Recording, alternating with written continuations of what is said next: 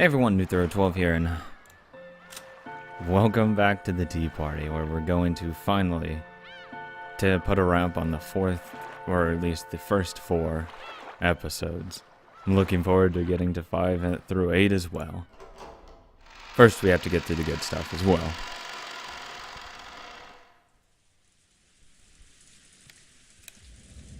Oh, the second day. Going back here, I guess.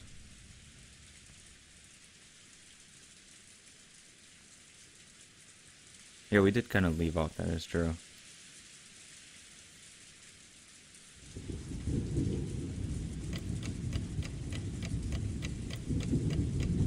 Okay, fuck me. I don't have a clue what's going on. Please, someone explain in a way even I can understand what happened yesterday. I was in the kitchen of the mansion grabbing some food without permission. If you open up that massive business class refrigerator, you can find anything. You can eat and drink as much as you like.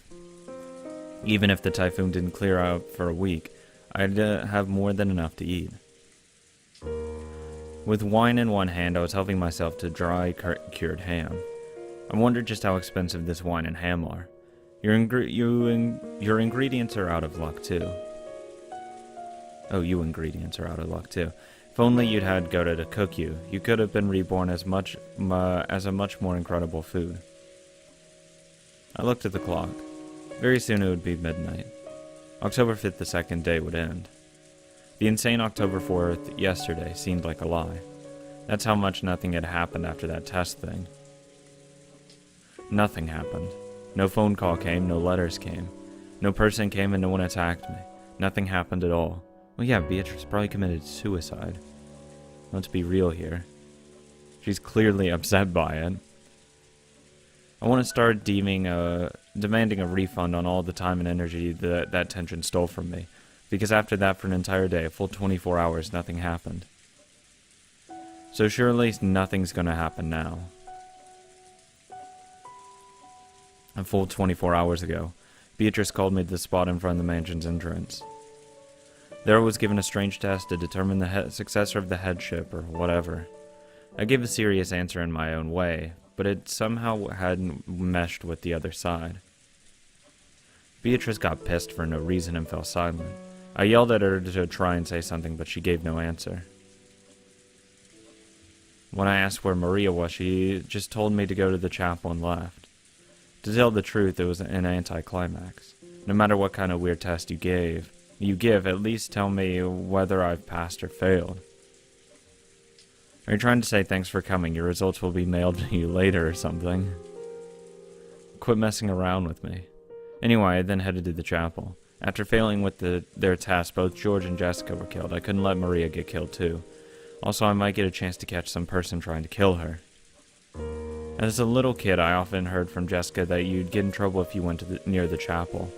So I'd never been there, but at least I knew where it was.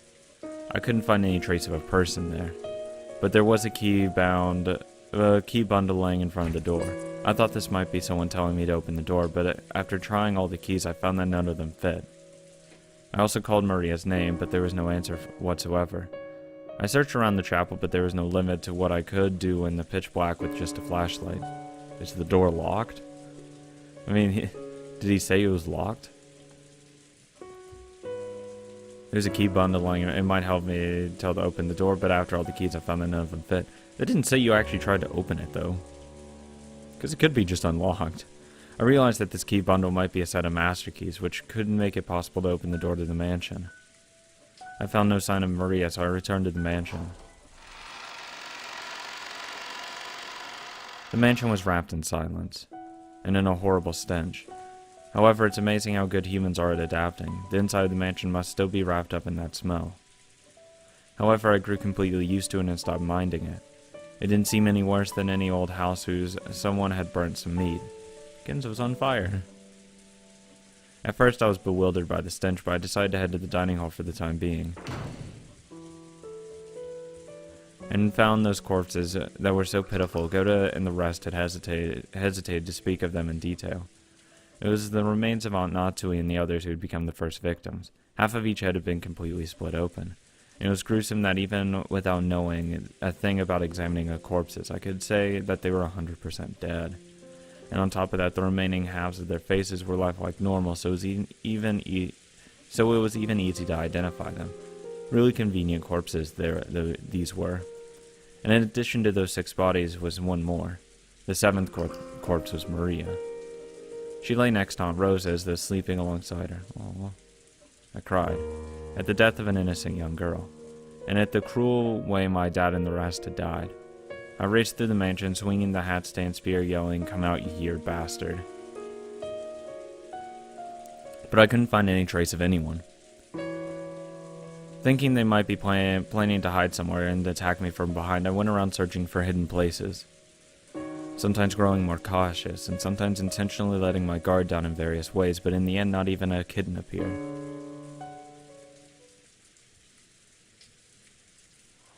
Then morning came. My tension and fatigue combined with my drowsiness, making for the worst kind of dawn. Humans are pretty incredible. Even when a murderer might have been hiding somewhere, we prioritize drowsiness and fatigue over our own lives. By that time, I was starting to feel pretty ridiculous. After all, for a full 6 hours before dawn, I had walked around the mansion yelling at the culprits to show themselves. My search had been a careful one, and I tired myself out and let my guard down. Even so, no one came to attack me. Basically, I lost patience with them and figured they could do whatever the hell they wanted. The boat won't come until the typhoon passes. They said on TV that it won't pass until tomorrow, so I've got another full day today. Lazing about lost its interest, and even though I knew I would probably make the police mad, I decided to play detective a bit. Yes. Actually, I need to check. Okay, they were updated. His corpse was found in the dining hall. About half his head was smashed. It's probably reasonable to assume that he was murdered with a powerful gun or something. However, the witnesses don't believe he was killed with a gun. Rosa, her corpse was found in the dining hall. She was murdered with a powerful gun. The witness don't believe she was... Okay, Maria. Her corpse was found in the dining hall. Battler wasn't able to make out any wounds in particular, so he assumed that she was killed by some kind of poison. The most peaceful form of an invitation to the Golden Land. Okay, are all of these the same thing? No. George. Oh, we already read George. Yeah. Damn. First was the dining hall where the very first murders occurred. Allegedly. The 6 who had been killed in the dining in the beginning really were pitiful. The weapon used was probably a gun. Maybe their heads were split by something powerful like a magnum bullet or a shotgun. It was a reasonable theory to hold. Thank you. I've always wanted Detective Battler. God. I mean, it's morbid to want to poke around the corpses, but I want to poke around the corpses. Compared to that, the 7th corpse, Maria, had died in a much better and cleaner way. At a glance, I could see no external wounds, and didn't understand how she had been killed. But by her mouth were traces of bubbles that she might have spat out, and it looked like a typical death by poisoning that might be seen in a TV drama. It depends, because it also might have been a drowning. I'm going to just assume poison, because a drowning would have some form of marks as well. Wasn't Maria called out to the chapel and given a task? So why was she in the corpse-filled dining hall, lying next to her mother dead? Even if the cause of death was poison, who gave it to her? Her clothes weren't disturbed at all. It's hard to imagine that she was forcefully pushed down and given an injection of poison. It was probably in a drink or something. Because because that would have been an external wound. It's probably better to assume that she was given a capsule of poison or something and made to swallow it.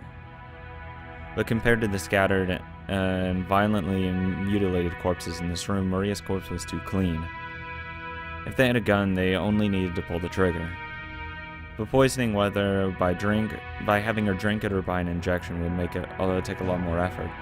Considering the culprit's brutal nature, you'd think Maria's death alone was some kind of special treatment. Why was only Maria given a sleep-like death? True, being killed is always a pitiful thing, but for some reason Maria's death alone seemed very courteous to me. Both of Maria's hands were joined to her chest, as though the dead person had put them there herself. Did Maria do that herself before dying? Isn't this unusually isn't this usually something done by someone else after the person dies? As though sleeping with her mother, whose head was half crushed, Maria dozed in peace. And for some reason that contrast really bugged me. Including the direct cause, it's probably safe to say that Maria's death is shrouded in mystery. And more than anything else, the biggest mystery of this dining hall was the pitfalls. The pitfalls that both Uncle Cross's group and Goda's had mentioned. After the first 6 were killed, 5 more fell through pitfalls and were captured. What are pitfalls? Those things were suddenly open and you fall through them, right? The room had solid floor with a carpet that looked dignified if a bit worn out. No matter how you looked at it, it was a single piece. If a pitfall had opened up, there would have had to be a seam just in that place. And if he had been some kind of trick like a pitfall, wouldn't it creak when you walked on it? No matter how much I walked around feeling the carpet, I couldn't imagine that a pitfall was hidden there. Obviously. Anyway, it'd be one thing if a single person fell, but a full 5 people did. By putting together everyone's story, each one of them had fallen from a different location. So at the very least, there had to be 5 different separate places with pitfalls. So what does that mean? Was this room actually made with pitfalls across the entire floor? So by pushing a button, you could open up a pitfall in the location of your choice, some kind of contraption like that. That kind of ridiculous mechanism would be surprising even in a ninja mansion. But if Dad and the rest had heard about this, I wonder if they'd say I wouldn't put it past Grandfather to do it to make it.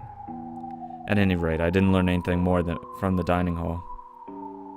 Do the pitfalls not exist, or do they exist, but I just can't find them, amateur that I am? I can't say for sure. Since they claim that the pitfalls were there, I can't ignore them, even if I can't find them. If I can't find them, I assume they're lying. The next ones to be killed were Jessica and George. I discovered George when I had been called out for my test. He had been called out to the arbor in the rose garden and probably shot in the forehead with a gun.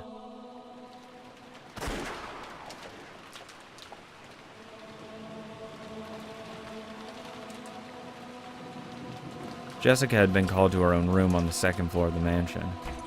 The door to her room was locked, of course it was, but that wasn't a problem at all since I had a master key. Oh, she's in one piece. Inside the room, it was horrible. But after the dining hall, oh god, she was shot on the wall.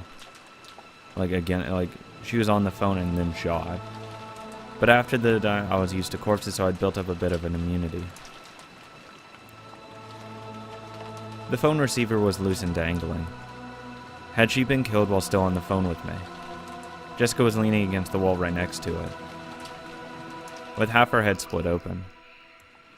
As far as I could tell by glancing at the scene, it looked as though she'd been killed while on the phone. In that case, had the culprit been right there before her eyes?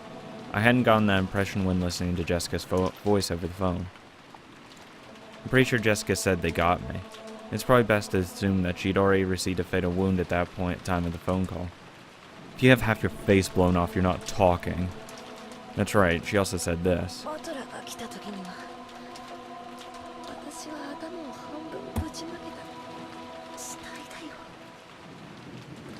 Yeah, that's what she said. From what I could tell by looking at Jessica's corpse, there was no wounds on her other than the damage to her head. Could she have had an injury serious enough to make her prepared for death and then died halfway through the phone call? But the way she talked on the phone made me think that she'd escaped harm for the time being. You shouldn't be able to have a casual conversation over the phone if the culprit's right before your eyes.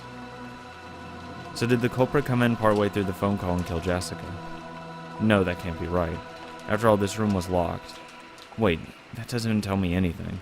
If the culprit stole a master key from one of the victims, locking the door would be meaningless. But she had no external wounds other than her head.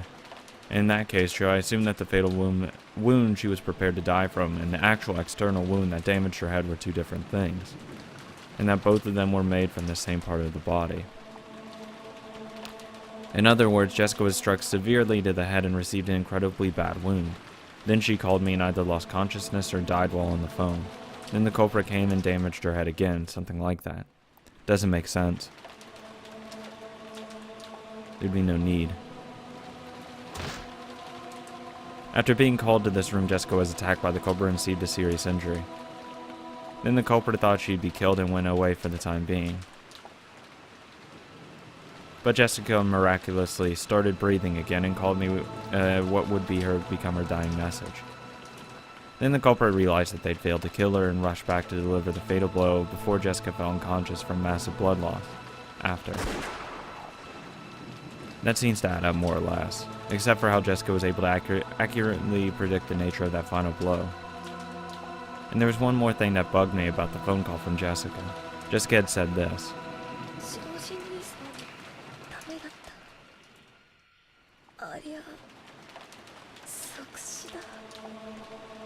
She said it almost as though she'd witnessed George being killed. But while you certainly could see the rose garden from the window in Jessica's room, and you could even see the roof of the arbor where George had been summoned, it was very far away. And on that fact that it was the night of a typhoon, it's very hard to imagine that she was able to witness everything what happened by the arbor from the window. And more than anything else, Jessica left before George, and she shouldn't have known that George's test took place in the arbor. Why did Jessica know that George had been killed? They told her. Also, during my search of the entire mansion, I found Kyrie's corpse as well. It was in one of the old guest rooms at the back of the first floor. In the past, before the construction of the gas house, the relatives had spent the night in these. Kyrie's situation matched Jessica's perfectly. She'd probably been killed during her phone call with me. The receiver was hanging untidily, and Kyrie lay crumpled on the floor. By the way she had been killed, it was very different from Jessica. Her head wasn't smashed. Instead, a stake with an occult design was buried into her forehead. It was so gruesome, so I pulled it out. After pulling it out, I realized this might get me in trouble with the police later. So a little too late, I set it down by Kyrie's side. The tip was sharp and stained with with enough blood that it must have penetrated fully to her brain. I didn't know what kind of metal it was made of, but it was as heavy as a paperweight. Certainly, if you were able to stab all out with something like this, it might cause a terrible wound. I probably knew what that stake meant. It's one of those. The style of the killing from the fourth twilight onwards in the witch's epitaph. It's probably that gouge with the stake and kill thing. I wonder which stake she was killed with. Does it tell me? Her corpse was found in the guest room deep within the mansion. There was a single hole right in the center of her forehead. It's probably reasonable to assume she was shot with a gun or something similar. A demon stake was buried in the hole in her head, but it's hard to imagine that this was the cause of death. I didn't miss. I missed on purpose to tease her. Oh my god. Okay, Leviathan. Jesus. However, a human skull is very firm. No matter how much someone mustered their strength, could it really have been pierced so neatly?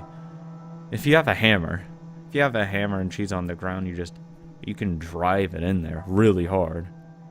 No. By right reasoning, the stake wasn't the cause of death, but it had been used to damage the corpse after death. She was probably killed with a gun or something like George, and the stake had been stuck into the hole left by the gun. Thinking of it that way makes it easier to accept. But was Kyrie really killed with a gun? As she said on the phone, even though she was holed up inside a locked room, Kyrie was being attacked. In fact, this room had been locked. Also, she mentioned a gold thread or something flying in and attacking her. In fact, there were 4 places around Kyrie's corpse with holes that could have been caused by some kind of attack. But a gold thread attacked her through the keyhole? I looked at the door from Kyrie's perspective. If it had been one of those old keyholes you see in old mystery novels where you could peek through to the other side, then it would have been clearly been possible to stick something through it. But even though the doors in this mansion were old-fashioned, the locks were familiar, average, cylinder style that you could find in any normal house. In other words, they weren't constructed in a way that would let you penetrate through them. So no matter how thin an object you might try to stick through the keyhole, it's unthinkable that something penetrated through from the outside and attacked. I think it sounded like a gun. It sounded like a gunshot. A cylinder lock, and a keyhole. But despite that, Kyrie definitely said that something like a gold thread had flown in through the keyhole, and spun around while aiming for her and attacked her. A gold thread attacking through a keyhole. I couldn't understand what it meant at all. But even so, Kyrie probably predicted that I wouldn't be able to understand all this. And it wasn't just Kyrie, Jessica said it over the phone too. No, since the very beginning, from the time we talked with Goda and Kumasawa and got the phone call from Uncle Cross's group, everyone has said the same consistent thing. Grandfather summoned witches and demons and is killing people with magic. They've been shown that right before their eyes. These weren't tricks or fakes. There was no choice but to believe it. With one voice, they had all said that. When the mystery woman calling herself Beatrice appeared, even I had pretty much believed that she was a real witch and might start summoning goat monsters right and left. However, after being left alone for a whole day, my feeling of tension had faded completely. I was now able to think that something so stupid definitely couldn't be true. Did they lose their heads a little in an extraordinary situation where their lives were exposed to danger, and mistakenly think that a witch was attacking them with magic? But multiple people gave the same kind of testimony, and on top of that, none of the opinions conflicted each other. If it had been just a single statement, I would be able to suspect that they didn't see what they thought they saw. But doing that now is pretty difficult.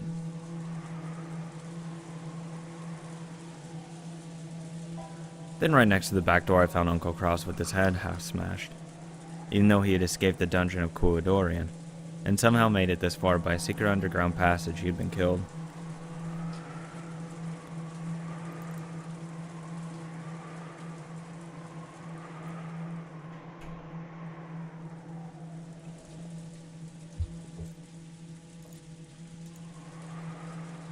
Was a stake with an occult design like the one that had buried into Kyrie's forehead, and in this situation it was very hard to imagine that the stake was the weapon used. He had been killed with a powerful gun like the 6 in the dining hall, and after death he had been jabbed with a stake like Kyrie. Wonder if the gold threads that Kyrie spoke of could attack Cross too. Does there exist a kind of tool like an endoscope that's very thin but can move about at will, and that can also attack people? No way, I've never heard of anything like that. Yeah, no. Kraus. His corpse was found in a guest room deep within the mansion. About half his head was destroyed. It's probably reasonable to assume he was murdered with a powerful gun or something similar. Demon stake was buried into the damaged area. No one can escape from the Trister's golden arrows. Oh, it was just staked in the head. Interesting. That it's not actually following Twilight in that sense.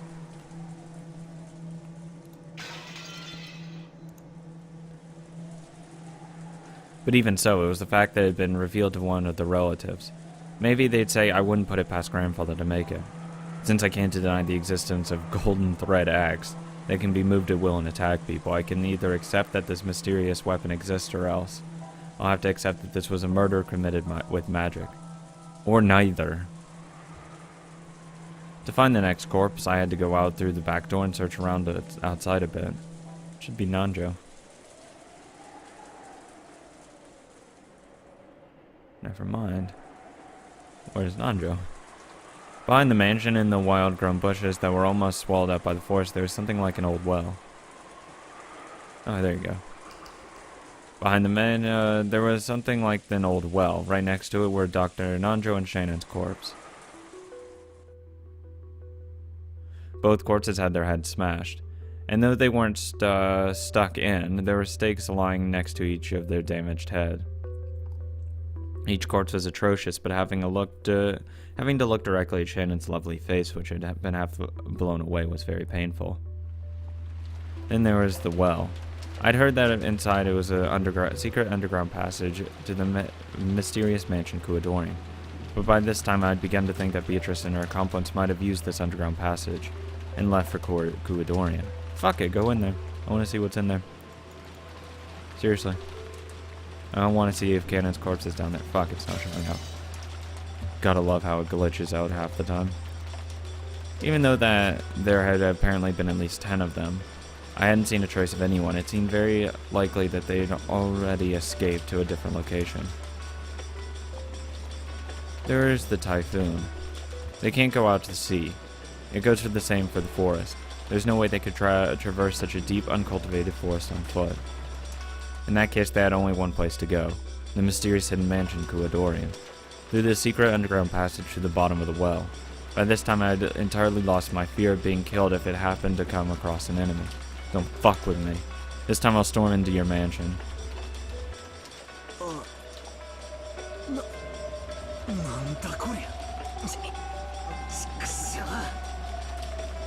The old wall had a firm cover on it. The cover was an iron grill.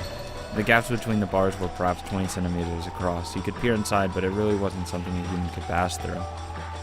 If I had known better, I wouldn't have thought it was anything more than a simple cover to prevent falls. For from what Kyrie had told me, I knew its purpose was to prevent intruders from entering the secret underground passage in its depth. But the cover was extremely firm and rigid, no matter how much I pushed or pulled. I couldn't get close to opening it. I couldn't find any obvious lock. It might have been sealed by some mechanism. But no matter how much I investigated, I couldn't find anything to release it. The biggest piece of information Kyrie had tried to give me, gambling her final moments, was the underground passage in this well.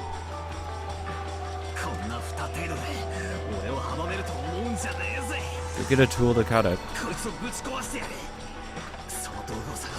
Thank you. And come on. It's fixing. Shannon and her corpse was found in the mansion. About half her head was destroyed. It's probably reasonable to assume she was murdered. Demon stake had fallen next to her body. The witnesses at least recognized that stake wasn't what killed her. Found murdered with a powerful gun. A demon stake had fallen near his body. I had no idea. After all, I had seen various tools in the gardening shed when we locked Kumasawa and Goda in there.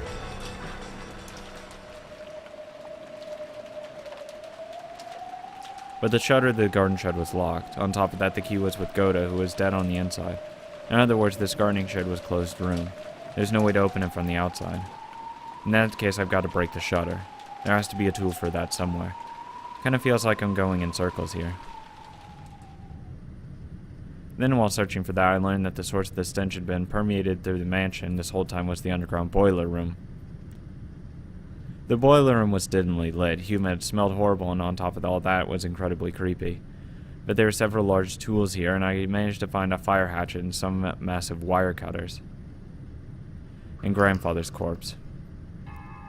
No, strictly speaking, I should probably say that I found a burnt corpse of a person who was probably grandfather. Someone's corpse who had been stuffed into the blazing fires of the boiler. However, by coincidence, I was able to notice the number of toes on the corpse. Both feet had 6. That's right, I think I heard it from Dad long time ago. Something about grandfather having polydactyly with extra toes. According to the old Ishimiya family, the tradition seems that those with extra fingers or toes have some kind of good fortune and were treated as a good omen. And because of that, grandfather was selected to be his successor or something. But I wonder if I can be certain that this is grandfather's body just from the number of toes. After all, grandfather was supposed to be the leader of the group of culprits. I didn't have a clue why he'd get stuffed into a boiler place like this and die.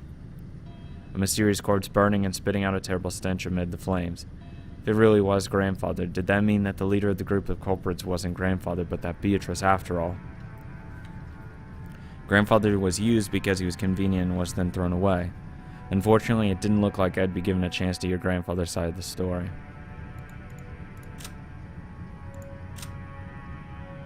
We still haven't gotten his body. Just saying. His body was burnt in the boiler. No evidence of struggle was found inside the incinerator. It's probably reasonable to assume he was burned after his death. Dust to dust, ashes to ashes, the dead to the dead. I don't think he was alive. I don't think he was alive to begin with. I think he was already dead.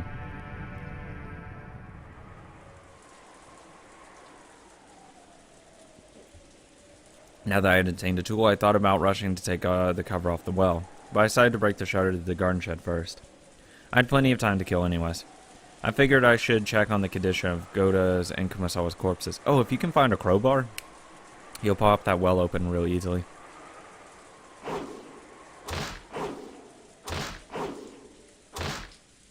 I hit the shutter with the hatchet, breaking into it. Stuck the wire cutter into the crack and scissored it around, opening up a hole. Then I faced Goda and Kumasawa's corpses once more. As a result, I learned a new fact. First, they had not died by being hung by the neck. Both of their feet were solidly on the ground, and both of their foreheads were signs that they'd been shot with a gun. The loop seemed longer than a normal noose. On top of that, the length was different on each to match the height of each person. In other words, the lengths had been adjusted so that both Goten, who was tall, and Kumasawa, who was short, had their feet solidly but barely on the ground. Also, while the ropes carried both of their weights as their head lolled, both of them had some slack below their knees. This meant that if they'd stood up with these loops around their necks, there would have been some extra length. In other words, these loops wouldn't have been that great for hanging people. The direct cause of death was probably a shot to the head. It was gruesome.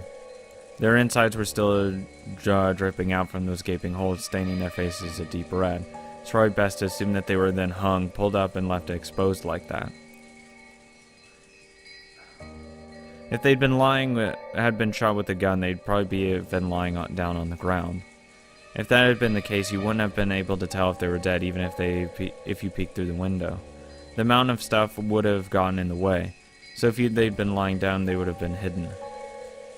To make the deaths of these two known for the rest of us who couldn't go inside, they would have had to hang them like this, to make it visible from the outside.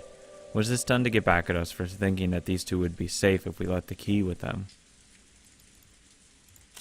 I'm not liking this.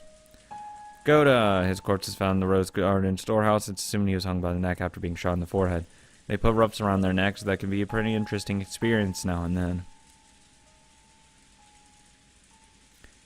Wait, they put ropes around their own necks. Oh. So, I think they were alive when that happened then. As long as I could construct a closed room murder, nothing else matters.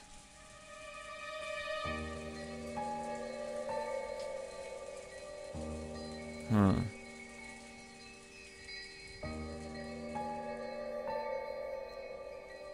I'm not sure. It's interesting. They might not have been dead when Battler saw him.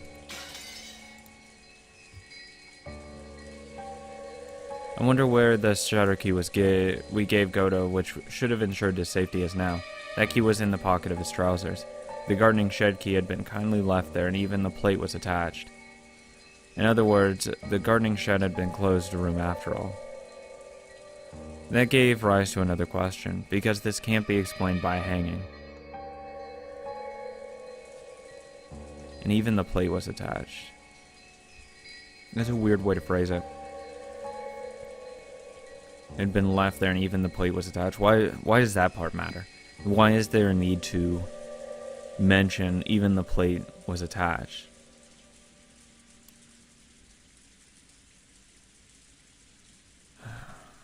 I would try using that key.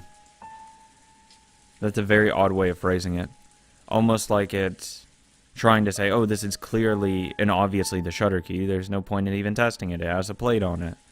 I'd test it. I would test the key if it works on that shed. See if it really is that key. If it's not, we got some interesting stuff going on. If they didn't commit suicide, then those nooses were set up by the culprit. It might have been possible to shoot through the window, but it's really unthinkable that someone could have tied two loops to the beam from the outside. And furthermore, there's no way they could have lifted up the heavy corpses. In other words, to do all this, they would have had to go inside.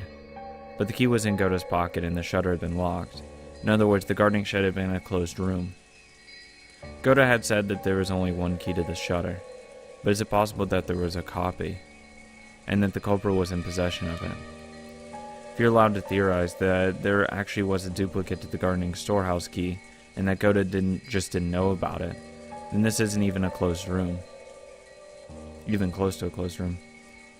But why is it that? Despite the fact that almost all of the other corpses were shot to death and left almost completely alone. Just these two corpses were intentionally hoisted up, because I think they were hoisted up beforehand, and then shot. I couldn't help but feel something a bit odd about that. After this, if we assume that the mysterious corpse in the boiler was grandfather's, the deaths of the 16 people have been confirmed. There were 18 people on this island. I'm here and there are 16 corpses. Cannon's corpse is the only one I haven't been able to confirm. Boy, you got some explaining to do.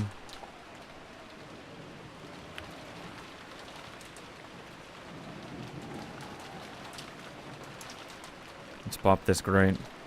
According to Kyrie, he had been killed while climbing out of the well and had fallen down into it. So with the well closed up like this, it's impossible to check. I tried shining a flashlight through the bars down to the darkness in the depths of the well, but seeing that the jet black darkness had no intention of showing me its depths with the light of that level. Looked like I'd have to break the bars after all. It's bad you don't have like a flare that you can light and throw it in there.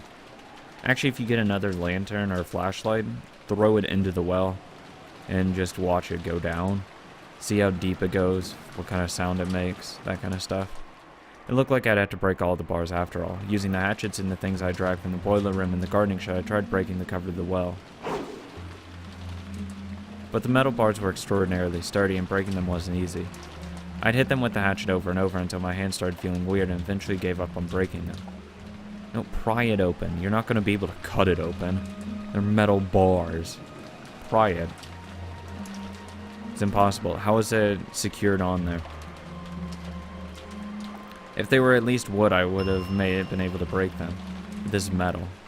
That's right, there's no way you can slice through metal bars like butter with a human strength. I can't even begin to understand that a story about how Cannon cut through metal bars. Because he didn't. I heard that a light like a red laser beam grew out of his arm, and that he had sliced through the metal bars like he was cutting through butter. Cutting through metal bars like butter? And that's what the red laser beam. Does that mean he secretly had a burner on him or something? And he used that to burn through the bars? Still, just what kind of laser could cut through metal bars like butter? It almost sounds like some kind of laser beam you'd find in those robot anime I'd love as a kid, doesn't it? Does something like that actually exist? And how did Cannon get that laser? No matter how much I want to ask him, he's already been killed. No. We don't know that. Yeah, you can pry this open. Come on. Plus, even if its corpse is now in the depths of the well beyond this cover, if Cannon could slice through the metal bars, I'm sure he could handle this metal cover in a single swing. Feels just like the closed room when Goto was locked in while holding the key. Only one person could open the door, but they're locked inside. If only I had the key that had that power of Cannon's, I'd be able to do something about this cover myself. Just who is Cannon? He couldn't really be a non-human being capable of using a strange power, right? Kyrie told me to believe in witches, and I even met an insane woman calling herself one. Could Cannon possibly be a human on the witch's side? Or else the culprit? He's definitely involved. The heck? I want his body. Or, conversely, I want them to state in red, he is dead. With no body showing up. I want that. Am I gonna start treating him like the culprit just because I can't find his corpse? Pop open the grate. Pry it open.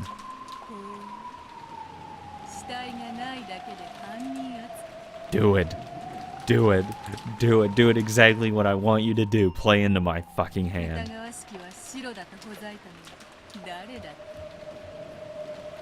Play into my hand, Beatrice.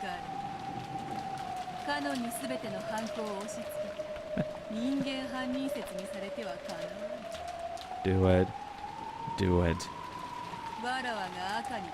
Yes. Thank you so much. Ooh, my theory is going to be full of excitement. Interesting. Not that that one matters, really.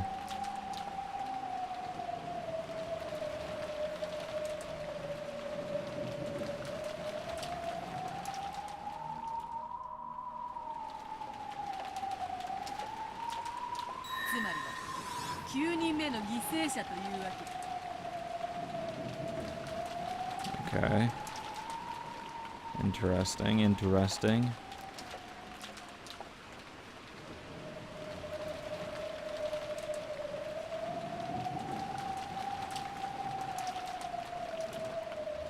Thank you. I needed that.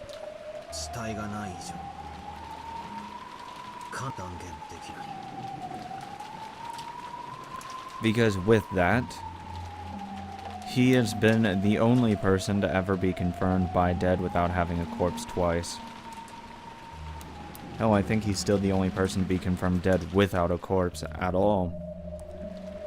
Let alone twice.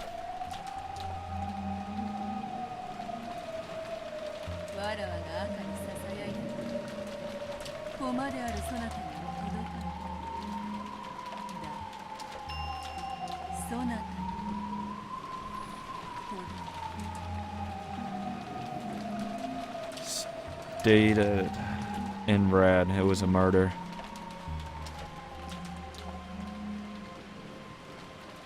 Not death, but murder.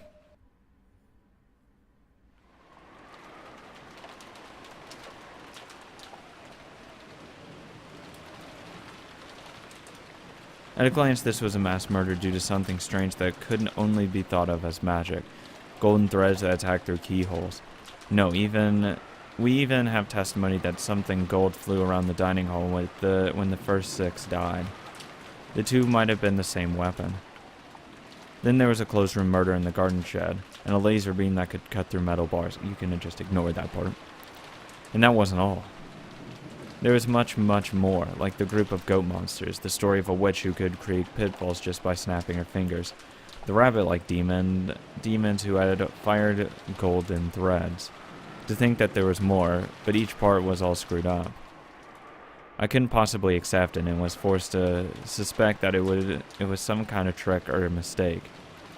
But why in the world had everyone spoken with one voice, saying the same thing without contradictions in their testimony?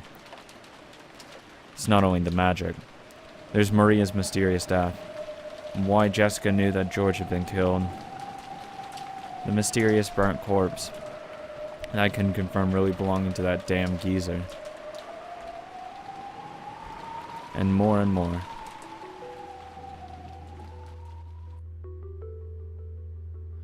All stuff I don't get. I tilted the wine bottle up and gulped it. I don't have a clue what's going on.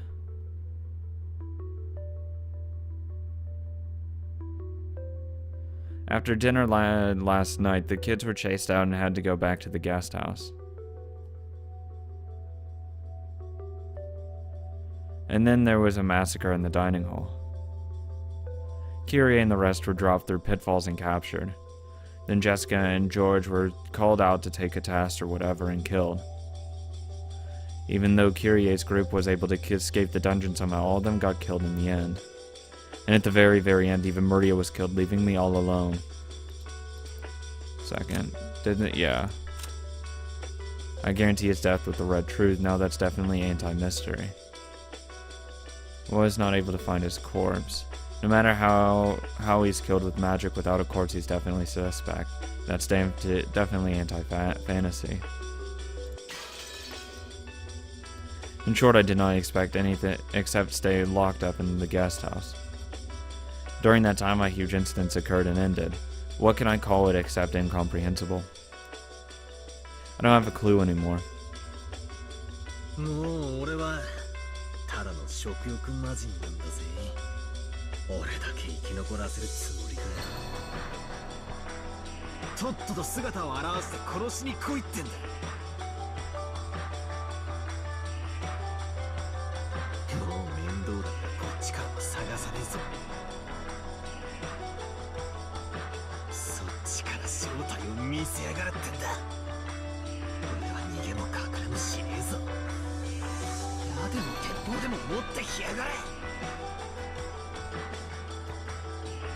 I hadn't gotten any sleep since yesterday, so I'm incredibly sleepy.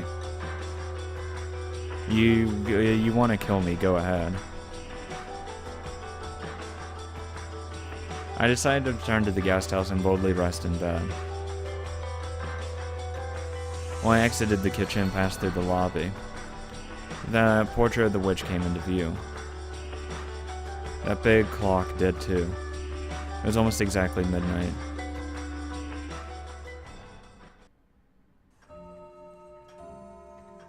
Then the sound of the bell rang out, proclaiming that midnight had arrived.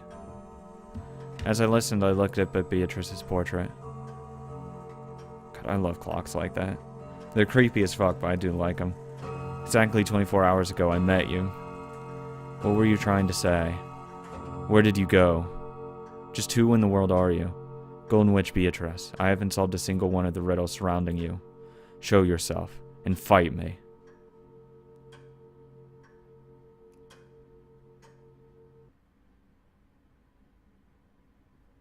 Then the witch showed herself. Like a guest of honor finally appearing, she showed herself on the landing at the top of the big staircase. ようやく姿を現しやがったな。丸一日退屈させられてたところだぜ。そうだ。丸一日をあった。人間側の権利行使は十分。 Oh, god damn it. That was my investigation time? Fuck, I didn't want Battler to do investigation time. I wanted to do it. Because I would have pried that fucking grate open. 退屈だったんでな。存分にやらせてもらったぜ。エンジェは良い駒だった。 There she was. エンジェの名をお前が口にするんじゃねあれは奇跡によって現れ、自らを生贄にして、そなたに絶対の勝利の執念を与え。エンジェの名を口にするな。あの無残な死、そなたにとって必要なものだ。あの死を見なければ、そなたは本気にならん。エンジェの幸薄き未来を自覚しなければ、そなたに勝利の執念は生まれない。エンジェの名を口にするなと言っている。つまりは必要な生贄だったというわけだ。そうでなくては、そなたにわらわを殺すほどの怒りは生まれない。わらわとそなたの拮抗が崩せ。ベコンカステル、これは駒ではない。切り札と呼ぶがふさわしい。駒はどれほど活躍しようと、盤上を離れることはない。しかし切り札はどんな力を発揮しようとも、切れば確実。エンジン、そなたにとって実に良き切り札だった。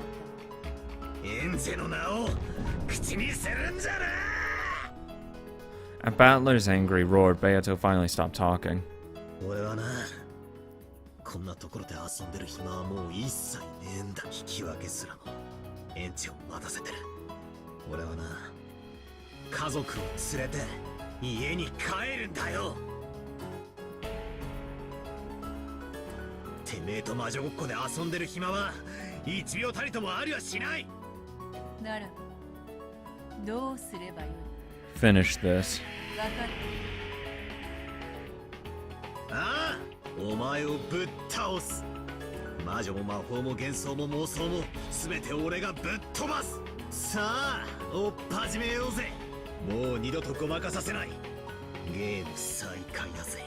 お前という嘘っぱちを追う魔女のベールを俺が引き裂いてやる。 Tear her mask off. 素直に一言、わらわを殺してやると言えばよい。ああ、その言葉をお望みなら言ってやるさ。俺が聞いてやるお前の望みで最初で最後のものだ。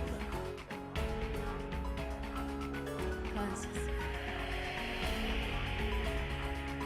お前は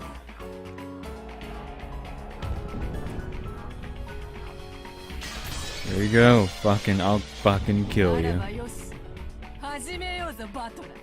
さあ、魔女狩りの時間だ。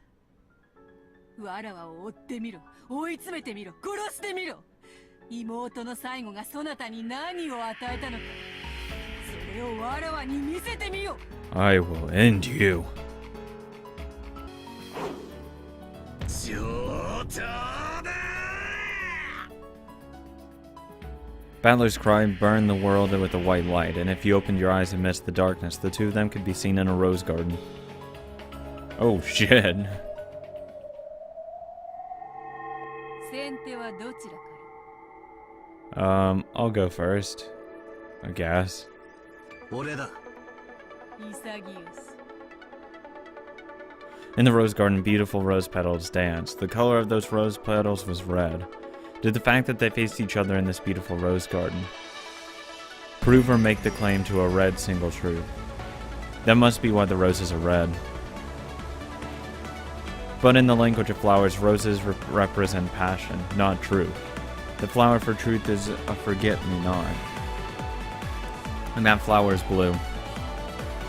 俺の青き真実で全てをうがつ。全て一番最初から。 Are we going all the way back? 一番最初のゲームから始めるぜ。 Oh, yes. 了解そなたのお手並みを拝見しよ Fuck, this is gonna be a long episode. う来い行くぜ。すでに宣言済みだが、もう一度言う。こいつは前回のゲームの南條先生の殺人だけじゃないぞ。一番最初からあらゆるゲームのあらゆる場面を切り裂ける。後宮金蔵はすでに死亡している。 Yes. よって島の本当の人数は17人。そこに未知の人物 X が加わることで No. 18人となっている。 No, it's not that. There is 17 people on this island. この人物 X Or, の well, 存 no 在の more 過程 than によって 17. 17人全員にアリバイがあっても犯行は可能になる。これにより人間の数18人を満たしつつにもかかわらず意見18人全員にアリバイがあっても犯人 X の存在と犯行は可能になる。 You can break through all the murders in episode 1 by supposing an unknown person X. Furthermore, it's even possible to explain the mystery of Kenzo's evaporation from the closed room sealed by the receipt. He was never there in the first place. By making the bold assumption that Kenzo wasn't there in the first place. Unless Beato counters this with red, the illusion of the witch from episode 1 has been completely smashed. This blue truth is valid. The wedge of the blue truth that Battler had thrown stabbed right through the top of Beato's left foot. Was the red blood pouring out from there, or a protest being made by a red truth? Beato shut one of her eyes tight to enduring the unbearable pain of the blue truth that denied her. Oh, this is a nice remix, by the way. Fuck. まだまだ藁を否定されてはおらぬこの程度足りぬ続くゲームでそれだけで説明できる謎があるどの謎だ。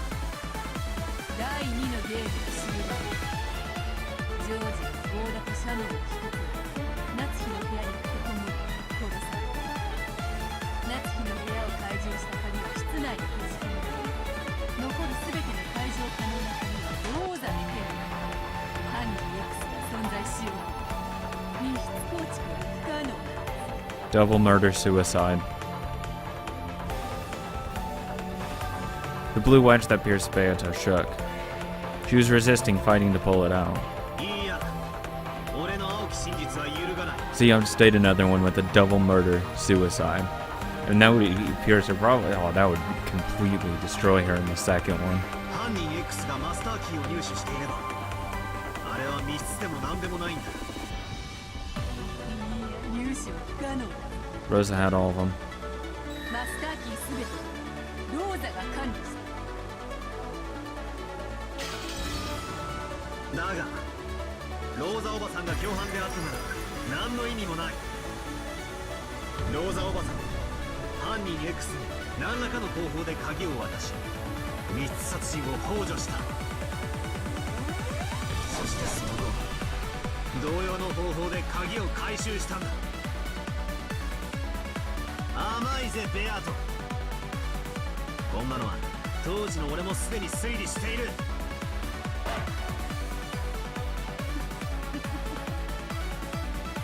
そうである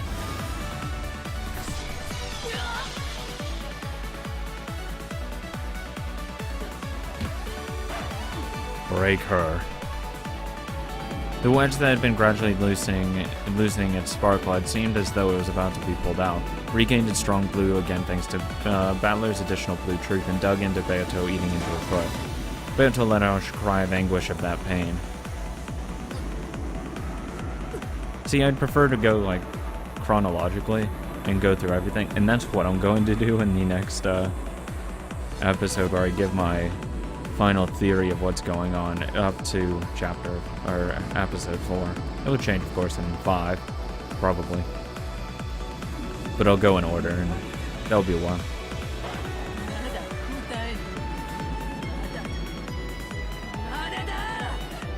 さらに続けて6連結の連鎖密室、ローザおばさんとマリアの殺人、親父たちのホールでの死亡、エヴァおばさんを犯人に仮定することで説明可能だ。これは当時すでに論破済み。それに対しお前がエヴァを通して出題してきた南條先生殺し、18人目の未知の人物 X で説明可能。これで第3のゲームまで全て打ち破ったぞ。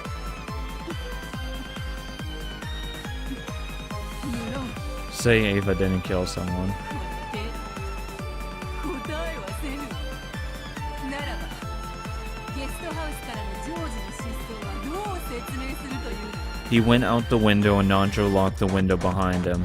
赤き真実を追加し、ジョージはゲストハウスの階段を降りてはおらぬ。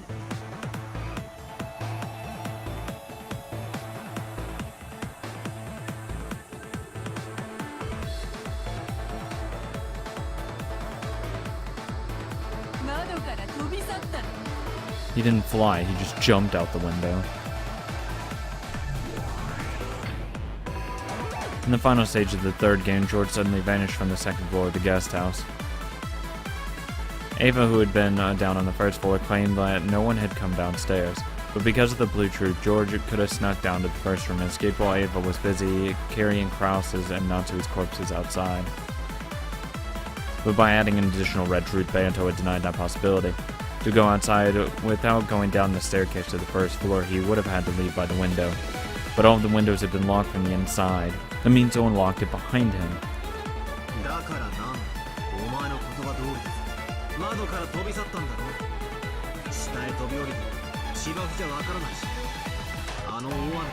Or he just climbs down the side of the building.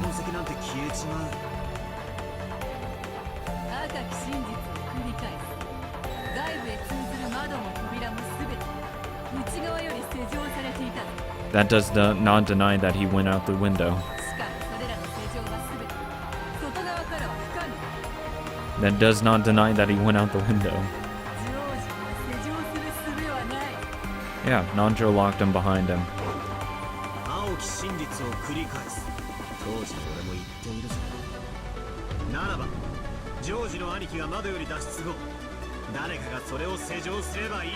Done.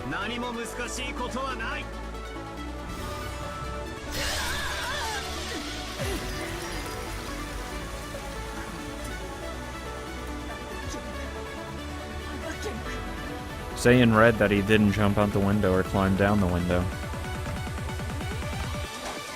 Beato couldn't remove the blue wedge that was buried into her foot. The fake wedge was burned more and more by that forceful glue.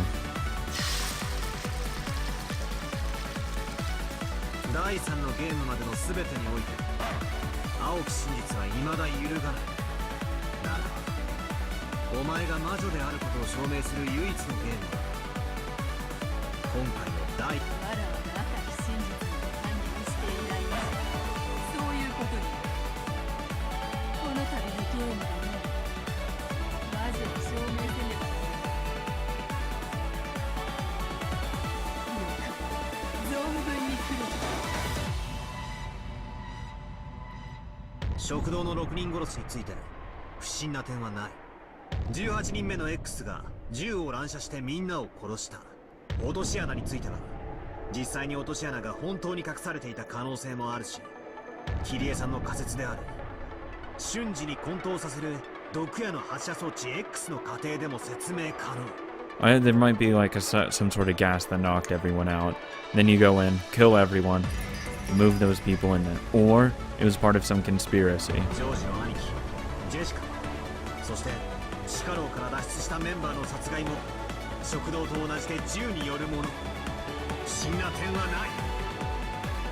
だが分かってるぜ、反撃が来いよ。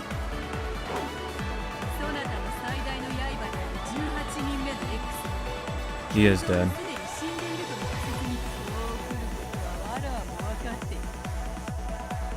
だから金蔵を書斎より出した。この金蔵を親族会議の全員が迎えた。親族会議に居合わせた全員が金蔵の存在を認めた。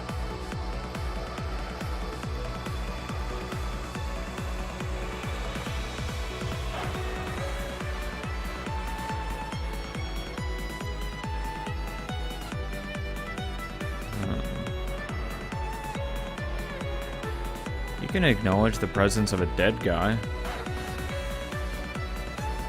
It doesn't say that they acknowledge that he's alive.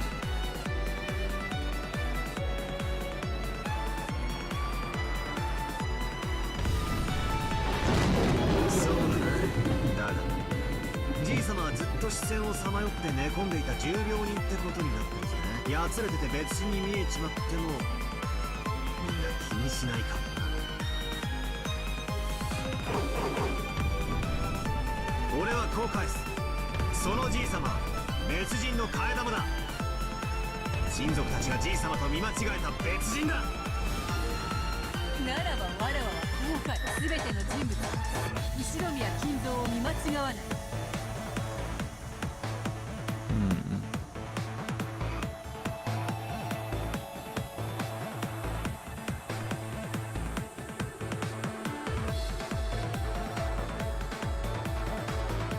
いかなる変装であったとしても後宮金蔵を見間違わない。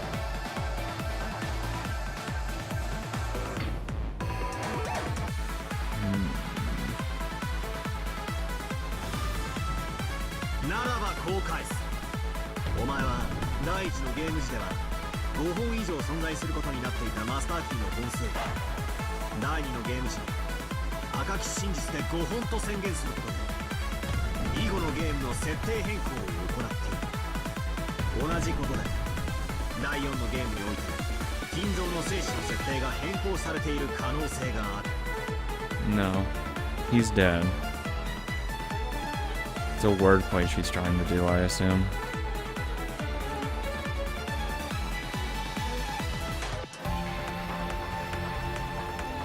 よって第4のゲームの金蔵の存在をもってそれ以前のゲームでの金蔵の存在を証明することにはならない。よって食堂での6人殺しはじいさまが自ら執行したと仮定しても何の矛盾も生じない。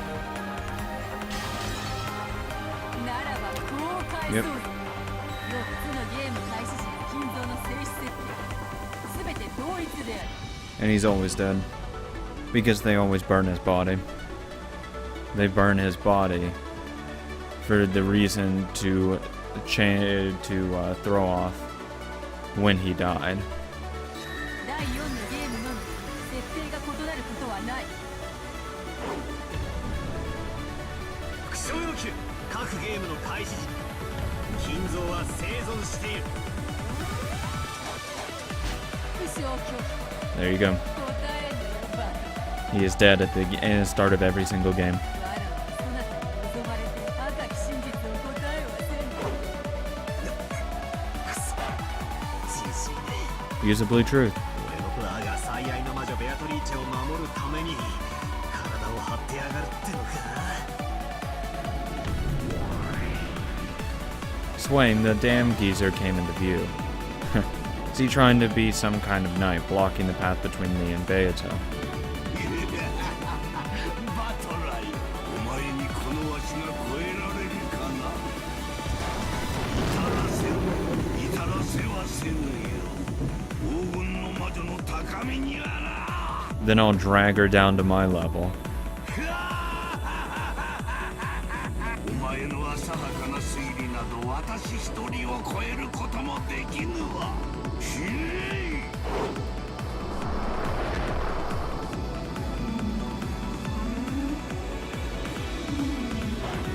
What the fuck? Kinzo's jet black cape spread as though it would swallow the world, becoming the snout of a vast black dragon that came at me, trying to swallow me in one gulp. Faced with the black dragon's roar, I caught my breathing and closed my eyes lightly. お前なぞ一息に飲み込んでくれるわ。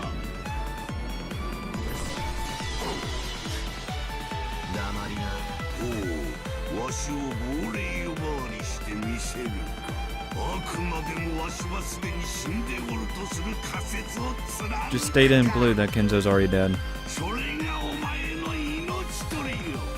第4のゲームの第1の番にて闇に飲み込まれて消え去るがよい。 The black dragon's vast mouth and snout, its fangs swallowed Battler whole. In that instant, Battler suddenly opened his eyes. ありがとうよ、ベアトリーチェ。お前の第3のゲーム。俺の反撃の足がかりとなる。あばよ、クソじじい、こいつでお別れだぞ。俺は金蔵死亡説が第4のゲームでも主張できる根拠として以下の仮説を提唱する。よかろう。存分に来るがよい。我が末裔よ。行くぜ、クソじじい。金蔵の名は後宮家当主の称号として引き継がれているという仮説だ。 Oh, didn't think about that. 後宮金蔵はすでに死んでいる。そしてその名を誰かが継承した。 Interesting. 全員が承認した。それにより親族会議に居合わせた全員が金蔵の存在を認めた。じい様の変装をする必要さえもないのさ。一郎が新しい金蔵を認めたのだから。よって見間違えるわけもない。以上の仮説が否定されない限りお前が死んでいるという事実は変わらない。これでとどめだぜ。クソじじい、お前に副将に全人物の中で異なる複数の名前を持つ人物は存在しない。 I need that. Do not repeat it. Do not repeat it. Do not repeat it. Yes. Yes. Oh, thank Christ. Thank you. Thank you. I needed that. 安らかに眠りな。クソじじい、感謝しろよ。お前やっと死ねたんだぞ。こいつが陰謀だ。食らってくたまりな。後宮金蔵はすでに死亡している。そうさ、あんたは気の毒だよな。その死体が見つかる場合、Yep. いつも丸焼けだ。それは死後が経過している死体であることを悟られないための工作なのさ。そしてその名を誰かが受け継いだ。 It's kind of weird that they keep a corpse hanging around, but you know, each their 以 own. 上の仮説でてめえは死亡しているにもかかわらず金蔵は親族会議に登場することができる。どうだよ、これだ、絶艦メイトだ。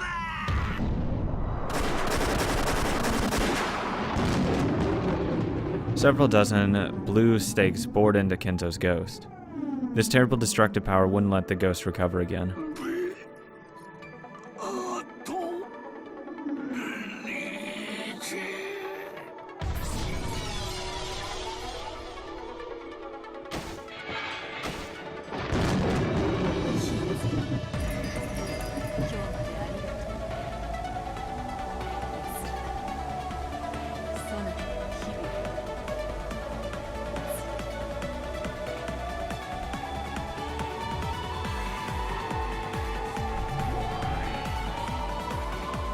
Disappearing along with the shadow of the black dragon as gold flower petals scattered, Ushirimiya Kinzo became a gold-colored cyclone and disappeared. Even after death, he had fought for the sake of the woman he's loved. There's no doubt that your love and madness were the real thing. バトラ恨むな。死者は眠らせろ。起こす。次こそは。これでお前も最後だ。Beato still couldn't pull out the blue wedge that pierced her foot. She realized that she was on the verge of death. お前には随分付き合ったぞ。お前の遊び相手としての義理は十分果たしたはずだ。だがそろそろお片付けの時間だぞ。家で寂しがり屋の妹が待ってるんだ。 Yeah, Angie wants her big brother back. 家族揃っておいとまさせてもらうぜ。ならば殺せ。ならばわらわを殺してみせよ。逃げも隠れもせん。今や避けることもかなわぬ。来い後ろ宮バトラー。おう金蔵死亡説により18人目の X により残り全てを貫く。第4のゲームにおけるジョージの兄貴とジェシカの死も X が犯人で説明できる。地下牢から逃げて殺された5人も園芸倉庫の2人も最後のマリアも全て18人目の X で説明できる。何もおかしなことはない。以上にて全てのゲームにおける犯人の説明を人間にて完了する。ベアトリーチェ、これだ。チェックメイトだ。 Oh my god.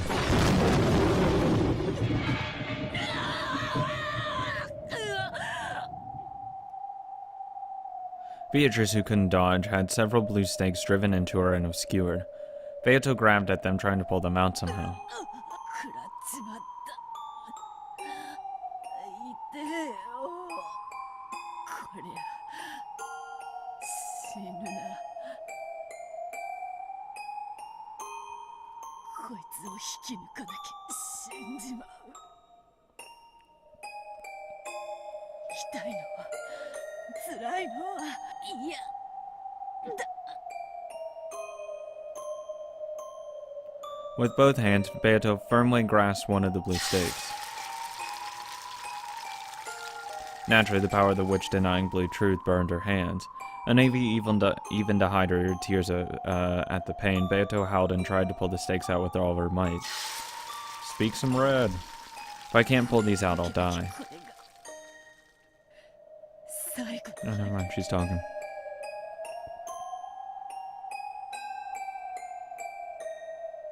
ならバトラー、我が魔法の数々をどう説明するのか。 Just a 9/18th person. 一番最初に登場したのは第2のゲームにおいて我らがマリアのカボチャのマシュマロを直してやった時だ。 Really? この時ローザはその魔法を確かに目撃している。 It was just a sleight of hand. It was a nice parlor trick. Certainly at the time, Rosa witnessed gold butterflies gathering and fixing of a marshmallow by the magic of miracle of magic. ローザ一人の目撃では信憑性がないであろう。だからわらわはその目撃者を極限まで増やしたのだ。それこそが今回のゲームよ。我が眷属たちの召喚。それらの全てを大勢の人間たちに目撃させた。それこそが我が魔法の存在する証明。これをどう説明するのか。後ろ宮バトラー。ステイルメイト。魔法があるから魔法はある。そういう論法にはできないってのが俺たちのブラウン管裁判のルールのはずだぜ。そうだっ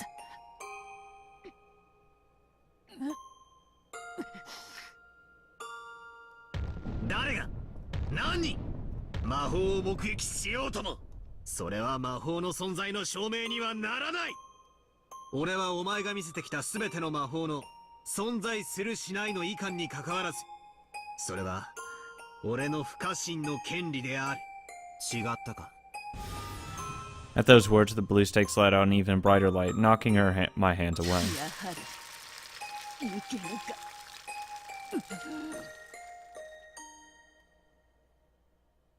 As Battler is now, even if I pull out a witness for each individual bit of magic and demand an explanation, he'll probably use some kind of move to deny all of them. Not just the magic with the marshmallow I showed Rosa, but all the miracles of magic. So I can no longer even claim to be a witch, without questioning him about something like how a marshmallow was fixed. I'm in such an inferior position I must fight such trivialities. わらわは無理かもしれぬ。 It's been fun, Beatrice. わかっている。もとより価値のなきゲームだったのだ。なればいつか破れる日が来るのは当然のこと。わらわはバトラに敗れるためだけに今日までを戦ってきたというのか。勝てるかもしれないと始めたゲームだった。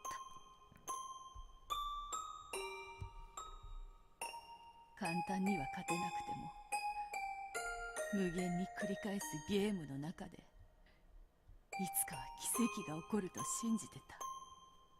何しろわらわには絶対に勝つという絶対の意志がある。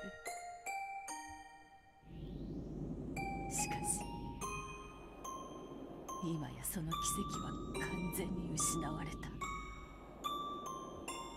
そして絶対の意志はバトラに宿り私には万一の奇跡も絶対にない。いや奇跡も絶対もないが正しいのか。勝利はなく引き分けによる終了もない。唯一許され敗北を与えられるまで永遠と抗うだけのゲーム。そうさ、バトラに殺されるためだけに戦ってい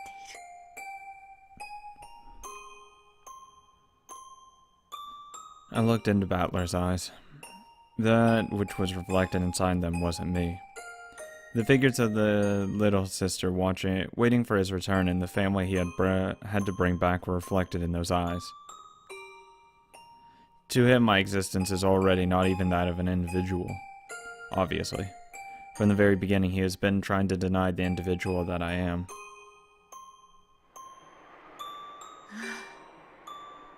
面白かったな。 Yeah, where you were really being nice and all that, and then you decided, oh, nah, I'm just gonna fuck this everything up. ちょっと騙しただけだったけど、ほんのわずかな間だけでも分かり合えたような感じになって、面白く、そうだよ。あそこで手を打っておけばよかったんだよ。バトラがコロッと騙されたまま永遠に騙し続けてればよかったんだ。でもダメなんだよな。本当の勝ちじゃないんだよな。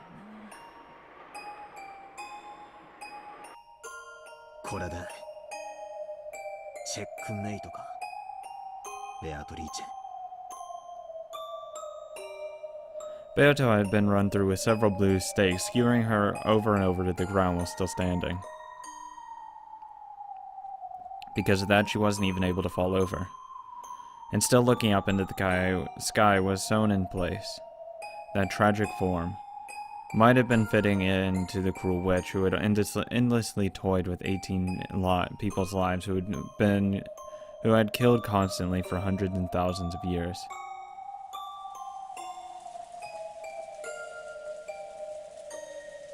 Gently, as though someone was mourning over something, rain began to fall. And amid that rain, Beata was soaked and crucified. 終わりなのかベアト。でも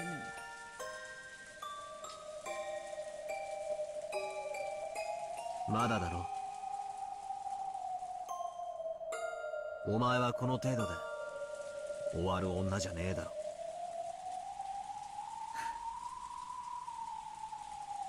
無茶を言う。この姿がどう見たら終わっていないように見えるのか。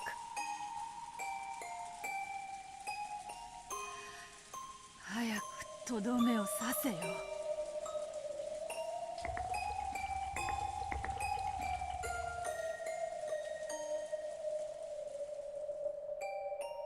言っちまえよ。お前の以上により。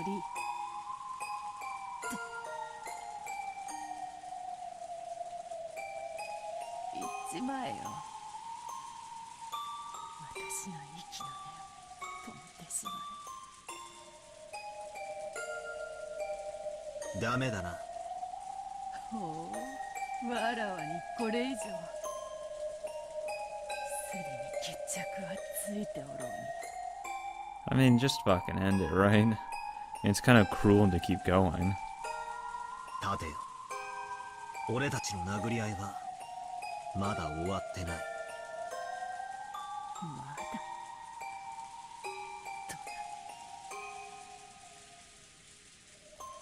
お前のそれは負けじゃない。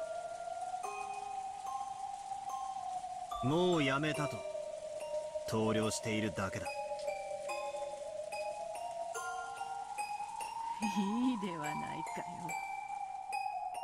投了で。それでそなたの勝ちだろうが。とっとと妹の帰るがいい。わらわなどこの場に打ち捨てていけ。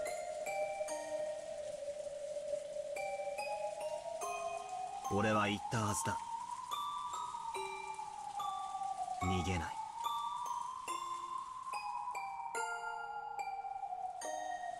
お前を逃がさないとな。お前は何者だ。そして一体何が望みだったんだ。それが知りたくば、そなたの18番でも試せばよい。いいではないか。ただの妄想幻想。それでいいではないか。全然ダメだぜ。俺は逃がさない。俺はお前をこのまま逃がしてなるもんか。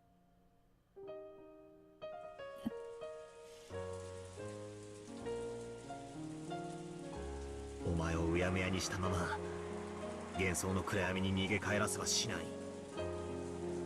打ち破る。完全にな。だから立て。弱々しいふりなんかするな。お前はまだなんてか隠してる。I mean, she is, but I don't really think she has much to go on. 俺にはわかる。なぜおとなしく見逃してくれるのか。親父を、おふくろを、そしてエンジェを。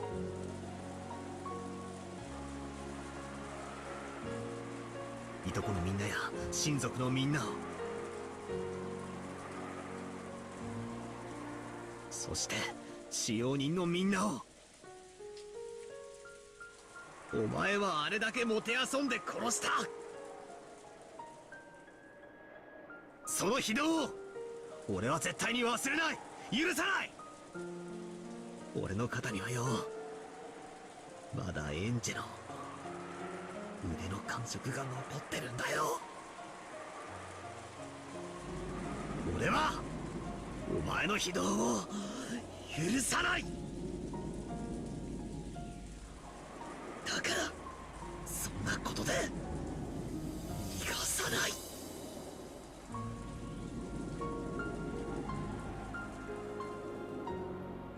Balor's eyes burned with the flames of hatred.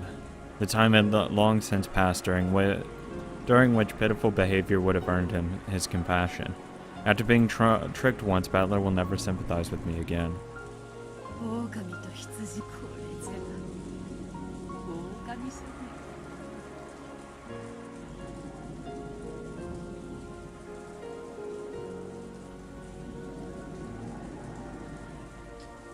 どうすればいいんだよ、わらわ。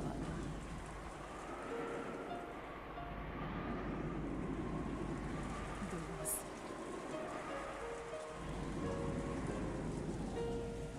負けを認めぬためだけに無限に戦う。無限の魔女にふさわしき無限の拷問か。バトラに勝利を与えぬために無限に嫌がらせを繰り返すのもまた無限の魔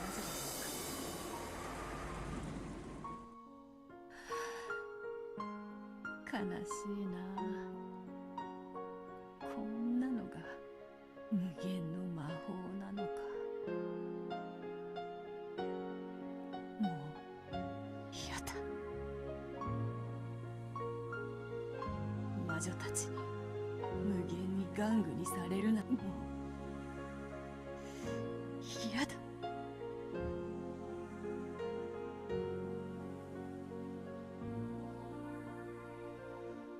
勝ちはなく引き分け終了もない。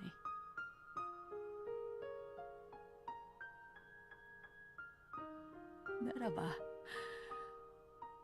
わらわを解放してくれる結末は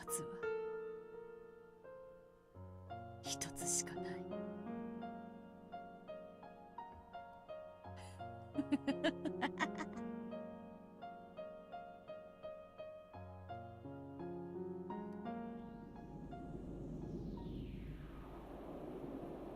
魔女の道に落ちた時から悪魔と契約をしたその日から末路は悲劇であると約束されていたではないか。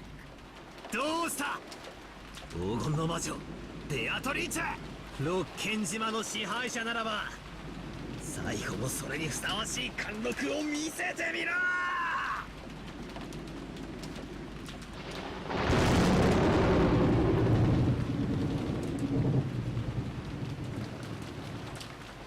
Lightning, the word was smashed with white. The world. The fitting last moments for the ruler of Rokenjima.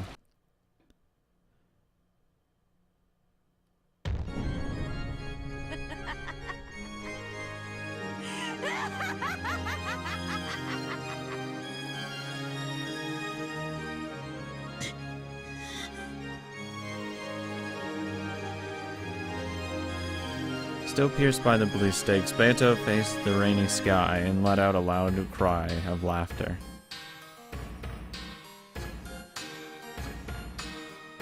Then she slowly raised her face and stared at Battler. 愚か者め、そなたの健闘をたたえ勝ちを譲ってやろうと思ったの。安心したな。後悔するぞ。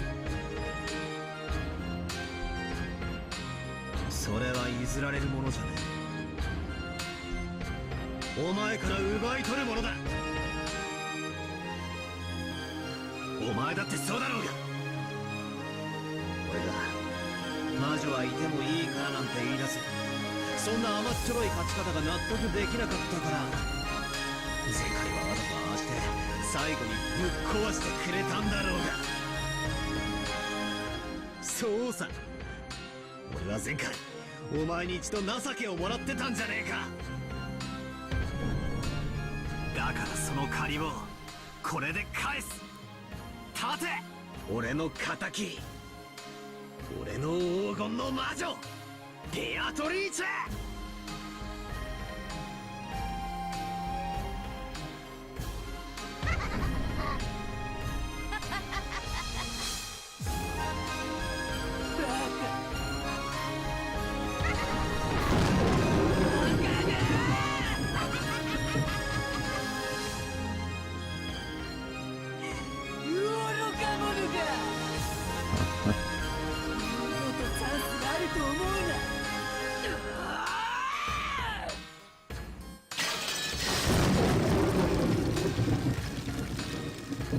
When Beata yelled, the blue stakes that had pierced her chest blew to bits and disappeared. However, the blue wedge that had pierced her foot in the very beginning did not vanish. まだ抜けてないぜ。18人目の X の青き真実が抜けていない。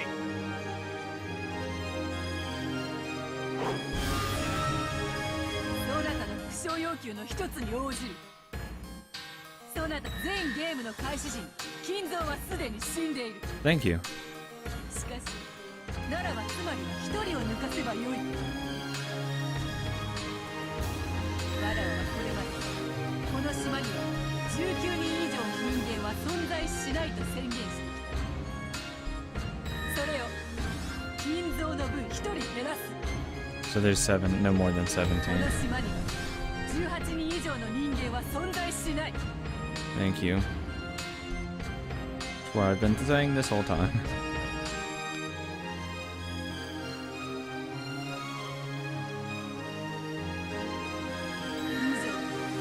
まり18人目を含める。つまり18人目の X は存在しない。これは全ゲームに共通することである。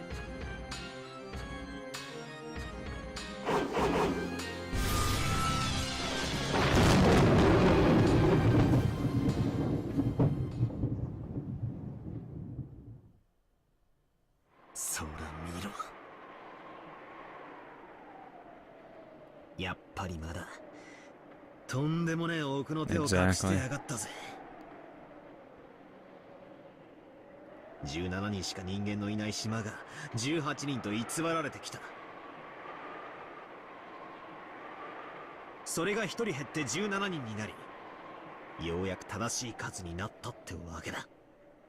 これでお前をぶち抜いていたくさびが抜かれたな。戦いはゼロから仕切り直しってわけだ。 The blue wedge that had been sewn Beato in place broke apart. There was no longer anything piercing her. The scars on her body had disappeared completely. There stood, just as Battler had hoped for, the figure of the majestic golden witch who ruled Rokenjima. さあ来いバトラー、もう一度最初からだ。すべてについて青き真実で打ち抜いてみよ。わらわはもはや遊ばぬ。逃げもせぬ。隠れもせぬ。そなたが不甲斐ないならばこの勝負、この場にて決着してくれよう。わらわの譲り勝利にて妥協しなかったことを永遠に後悔させてくれる。さあ、第一のゲームからだ。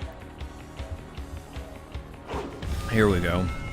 おい、第1のゲーム、最初の園芸倉庫で見つかった親族6人の殺人に不審な点はない。 I say that not all 6 of them are dead. アリバイのない誰にでも犯行は可能だった。有効だ。続けるぞ。次のエヴァ夫婦の密室殺人はどう？チェーンまでかかった密室であった。 They hid under the bed. 赤き真実を追加す。2人は他殺である。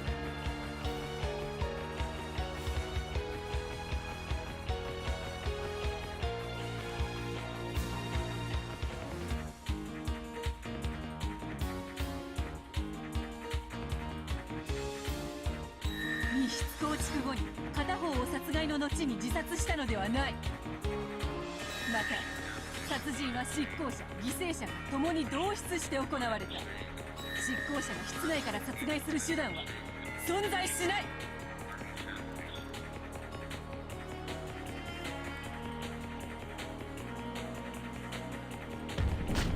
犯人にはアリバイのない人間を想定する。それは死者だ。最初の6人の死体の中には顔面粉砕による身元不明死体が含まれる。これが実は偽装死体だ。犠牲者のふりをして姿をくらました犯人 X 2人を殺したとの仮説は可能だ。そして犯人は密室殺人構築後ベッドの下に隠れ俺たち全員をやり過ごしたんだ。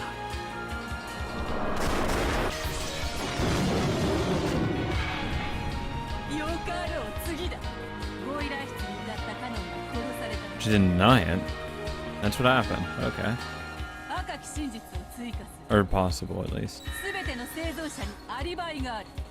さらに死者も含めよう。つまり島のいかなる人間にも死者にもカノンは殺せなかった。 Dang it. Okay. I don't know how that's gonna help you. We never got a confirmation that he died in the first place. 誰にも殺せないなら自分で殺したということはあるかもな。ならカノン君は自殺かもしれない。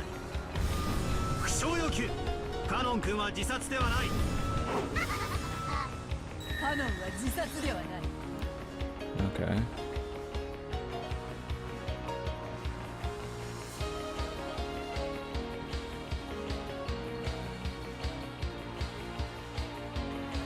She's still she hasn't repeated it that he died. 重ねるぜ。副将要求。カノン君は他殺された。 Sure, deny that one. 不詳を拒否する。 Okay, so I'll let you guys know one thing right now. For the death of, let's say, a personality or something, I don't know how you would describe it. Like, would it be a natural death?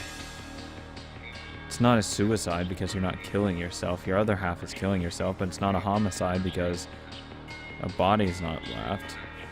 I don't know what you'd call it. So it's just death. 他殺を認めることも可能だが、お前はすでに赤で誰にも殺せなかったと宣言している。つまり他殺ではないんだ。これは第3のゲームの連鎖密室と同じなのさ。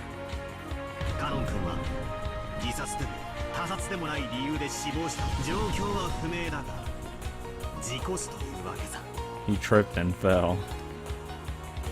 胸に杭がぶち込まれて死んでしまうような、どのようなドジを踏んで事故死に至ったかについての説明は悪魔の証明により説明拒否。 Sure, he did have a stake to the chest, but I mean, that could be really non-lethal. You can easily get stabbed in the chest and live, just depending on where you place it. As long as you don't pierce the lungs or heart or any veins or, well, major artery, then you can leave it in there for a really long time. And we also don't know how deep it was because Nanja was fucking around with him. He could have said it was deeper than what it was. 悪魔の力を身につけたそなたは今や敵なしだ。有効であるぞ。ならばその後の客間にて源氏、男女、熊沢の3名の殺人はどうか。無論同室していたマリアは殺していないぞ。 Well, I didn't think she did. That would be really fucked up.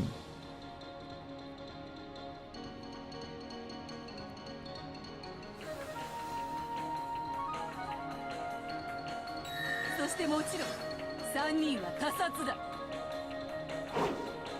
殺人を実行したのは身元不明死体に姿をくらました犯人 X で説明できる。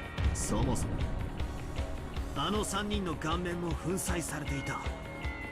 どれかが替え玉死体の可能性は十分にある。身元不明死体についてその身元を全て保証する。すなわち替え玉トリックは存在しない。 That doesn't answer it though. ならば相打ち殺人で説明できる。3人はそれぞれに銃を持って時計回りに突きつけ、同時に相手の顔面を吹き飛ばした。その後マリアがその銃を回収して隠した。これならどうだ。 Well, going back, just because he said a body double, you can still fake one of the deaths though. なんという暴論。 Deny it. 気に入った。ならば最後の夏日は She didn't deny it. Okay. 赤き真実を追加。夏日は他殺である。身元不明死体は一切ない。生存者も全員がアリバイがある。 State all the dead have alibis. トラップ X による間接殺人で説明できる。 No. I think the person in the shed, who Battler has never investigated, is the one that was still alive. In that case, Shannon.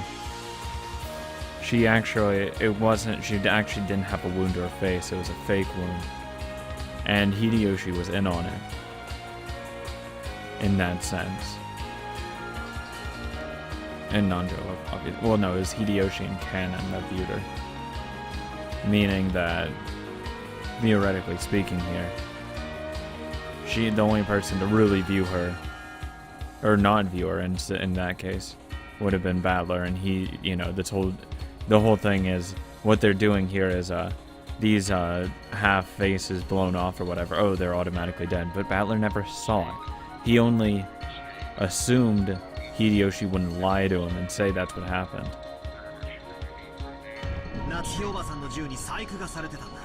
She got a gun, presumably from Kinzo's study, went down, killed Natsue, あの銃は and left. 構えて撃った人間のちょうど眉間に弾をくれてやるように作られた罠の銃だったとすれば説明できる。夏日の額に生まれし銃弾は夏日の銃から放たれたものではない。 That's fine.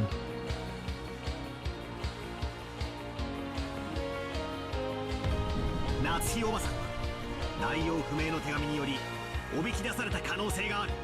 そしてオールに呼び出された。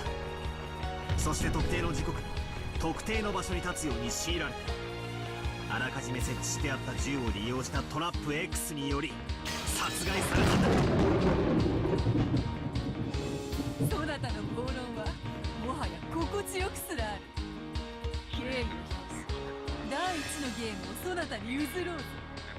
感服したわ。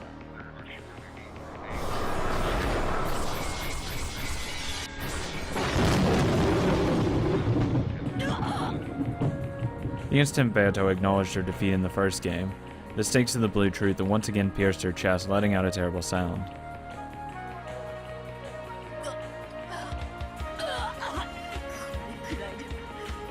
答えぬ。まだまだ。来い。第2のゲームだ。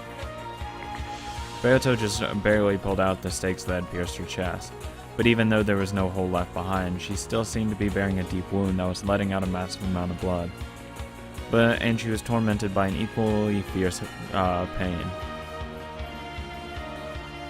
But Beato grinned, grinding her teeth, and pushed her for the next game to start. But I won't feel sympathy for her. Just by her existing there, we've been killed, harassed over and over, and Angie's been burdened with the future of isolation.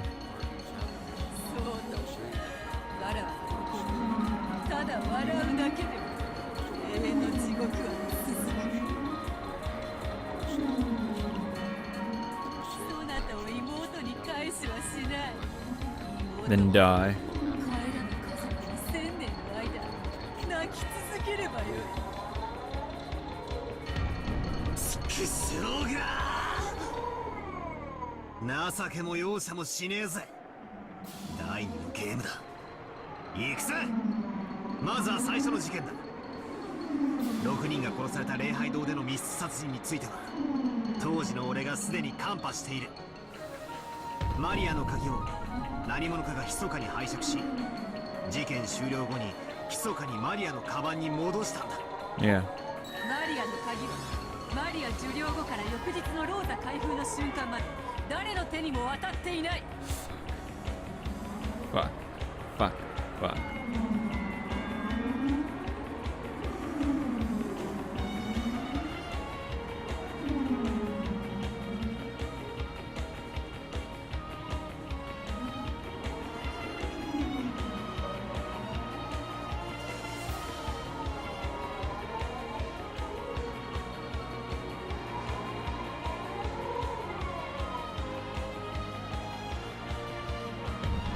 GG の書斎と同じ構造で礼拝堂の扉がオートロックだった可能性がある。つまり事件前に開錠しておいて扉が閉まりきらないように石でも挟んでおいた。そして鍵をマリアに預けた。施錠はオートのため鍵は必要なかったとの仮説もあり得る。 Now Kento studies the only auto lock.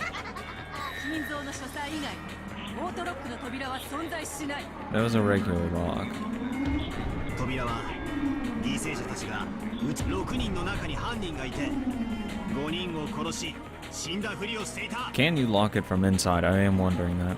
6人は発見時にすでに全員死亡していた。6人は全員が純粋な犠牲者であり相互の殺人には関与しない。相打ち殺人は存在しない。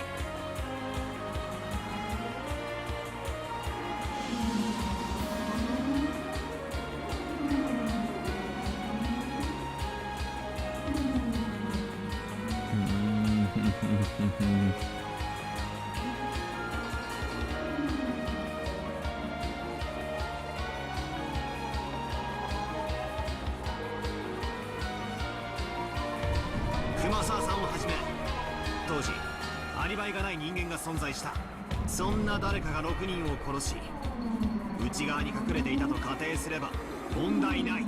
Because my question about locking it from the inside, I'm wondering about Cannon being in the chapel. I want to know if you can lock that from the inside. あの礼拝堂には誰も隠れていなかった。よってその引きこもり密室は通用しない。どうしたよ後ろ宮バートラー。第2のゲームから甘くないぜ。 It was a thundering exchange of red and blue truth.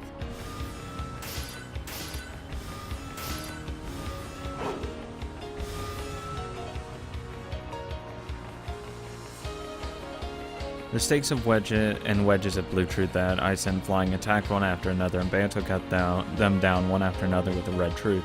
Her red truth treasured sword knocking them down. But the blood she lost from the first game was probably serious.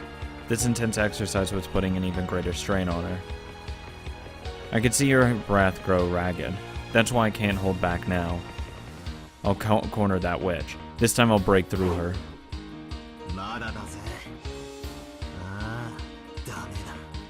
全然ダメだ。俺のへりくつは終わっちゃいねえぜ。ならばこれはどうだ。彼らに与えられた飲食物に小型爆弾が入っていて、つまりトラップ X による犯行の可能性。気づかずに飲み込んで腹をぶちまけるような爆弾の詳細については悪魔の証明。説明拒否。 Can I get a red truth that it was indeed locked beforehand? Because I don't know if it is actually locked. I don't think she's actually said that. Like, we've only assumed it's locked. What if the servants lied and said, oh yeah, it's locked, Rosa, go get the key. She gets the key and goes to, unlock it. Assuming it's locked and then opens the door. And it's possible. なんだよそりゃ。小型爆弾？ No, they were big bombs. Come on. But Beato failed to knock down the blue wedge as it flew at an angle like a breaking pitch. It let out a low thunk and gouged itself deep into her left shoulder. However, even at as the breaking pitch hit her, her laughter didn't seem to be stopping. Yeah, I get it. Even I think that theory's pretty screwed.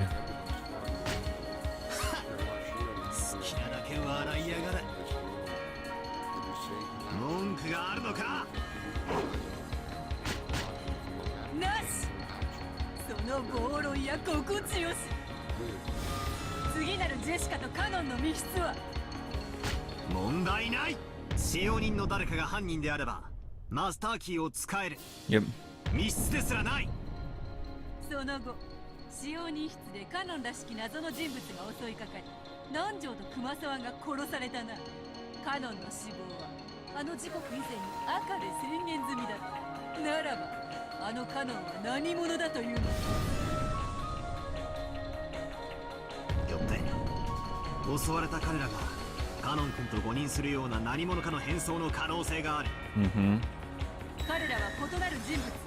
カノンと誤認することは絶対にない。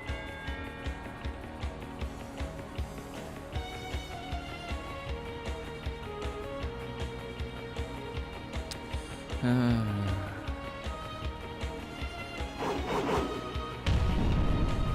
らば金蔵の名の世襲と同じにカノンの名が世襲された可能性がある。カノン君が殺され別の人物がその名を受け継ぎ彼らを襲ったと仮定できる。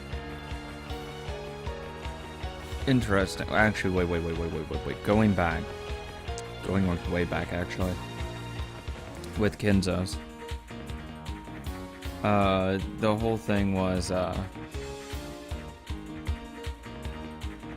the fuck is it? No matter the disguise, you couldn't mistake Kenzo.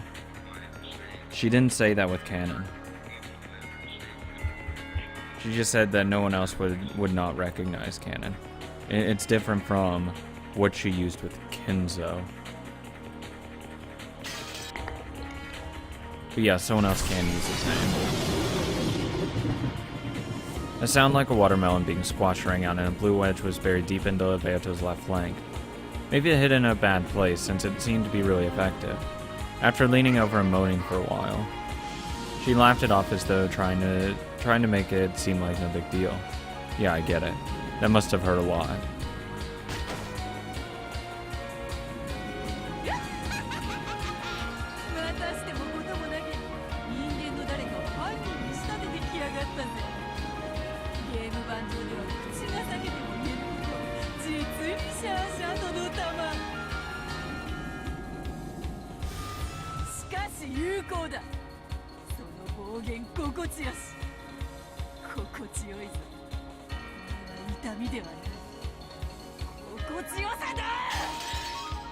When Beato howled, the wedge that had pierced her was blasted away, but that wound remained and she continued to be tormented by fierce pain.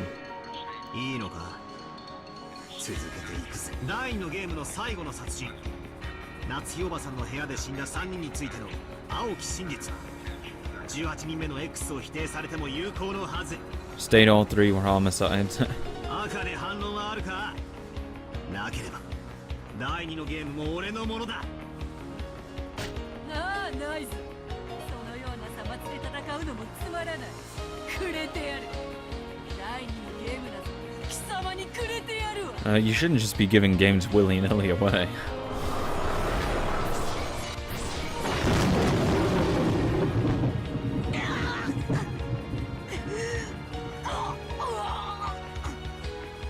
The instant she acknowledged her loss in the second game, two blue stakes gouged through Beata's chest this time. The witch's lungs were gouged as were her intestine.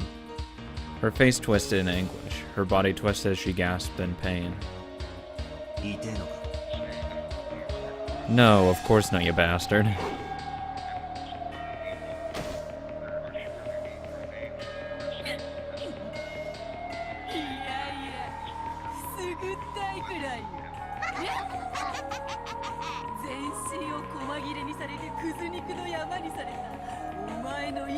Okay, that's just unnecessary.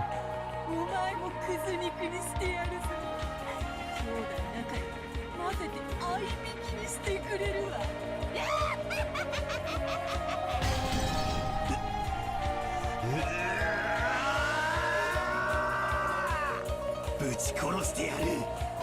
お前を同じ細切れにしてやる。次だ。第3のゲームだ。いつまでへばってやがれ。てめえを地獄に叩き落としてやるのはこれからだ。呪いよ、これくらいでへばるものか。そうとまださ、第3のゲームを始めよう。まずは最初の6連結の連鎖密室。本来ならこの密室はそなたが当時に近いし、そなたは金蔵を殺してしまった。 At the time, I theorized that Gramps was the culprit, and after killing the other 5 and stringing the keys across each room, he'd constructed his own closed room in the boiler.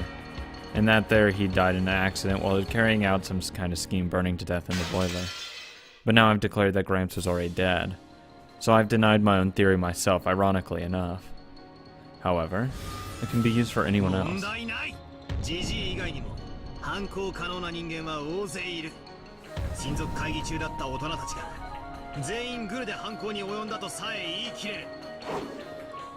マスターキー5本はすべて5人の使用人の懐よりそれぞれ発見された。個別の鍵は死体の傍らの封筒の中に。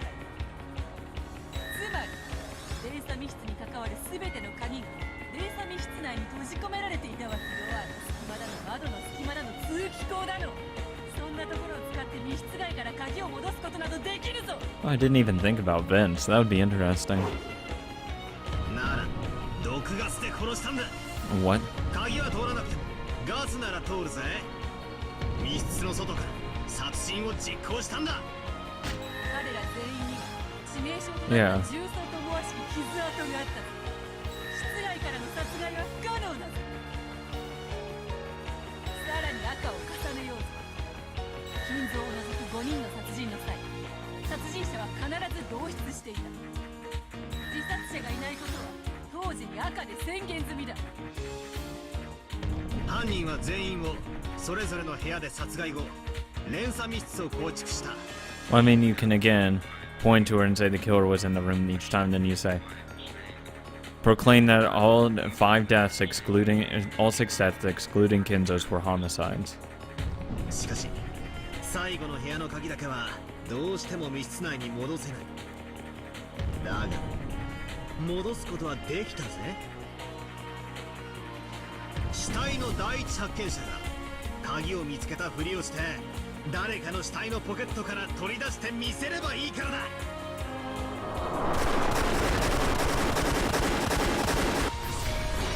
Jesus. She couldn't fully block the retort at that blue state.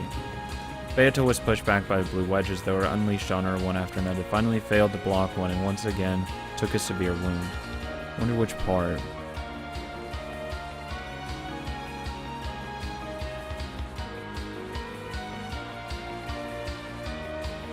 It's probably that. It's probably that they pretend to find it.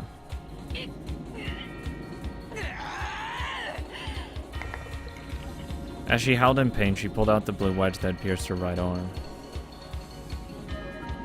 Beato's entire body had been torn apart and pieced into blue stakes and blades over and over again. And now she was totally carved in blood. And even so, Beato grinned, cackling as though this was amusing.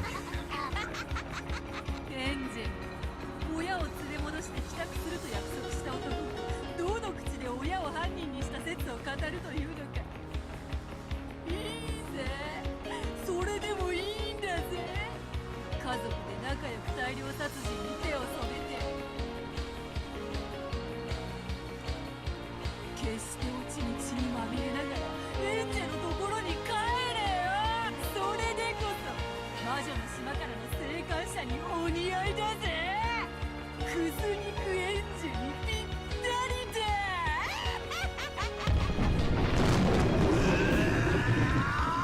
黙りやがれ。てめえを殺せ。バラバラにして殺。命を追う必要はないぜ。絶対にこの手で最悪の死を与えてやる。ああ、そなたならできるだろう。千年の果てに残虐の限りを尽くしきったわらわにそれに見合う最後を与えてくれるだろう。ああ、それは痛いのか辛いのか。これくらいで答えるかよ。来いよ後ろ宮バトラー。まだ謎は残ってるぜ。Beato had already countered my first powerful move with the 18th person, by making the number of people on the island 17.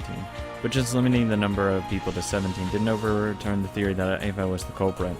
I can crush most of the murders in the third game this way. Yeah. Blood dripped from all over the body of the Golden Witch.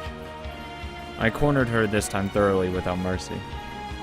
This isn't a game played to decide who wins and who loses. Yeah, we aren't playing. Even the time I spend playing and fighting like this delays my trip home.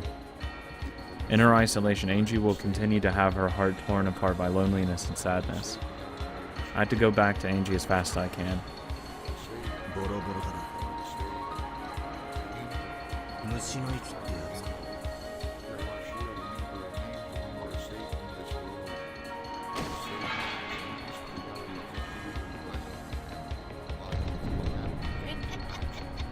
やだ。答えぬ。これくらい。こそばゆいわ。いらねえようだな、容赦。元よりそのつもりもなかろう。存分に行くぜ。そうせよ。逆の立場だった時、わらわは容赦しなかった。だからそなたにそのチャンスがあったならそうするべきであろう。じゃないとまた別の世界の孤独な演者を呼んで Stop. 今度は獅子を引きちぎって槍に刺して炙り焼きにしちまうぜ。もう二度と俺の家族も親族もそして使用人のみんなもお前のおもちゃにはさせねえぜ。俺はすでに第4のゲームの謎を全て青き真実で打ち破っている。残る謎は第3のゲームの一番最後。 Yep. 南條先生の殺人だけだぞ。おいわらわもうそんなところまで追い詰められる。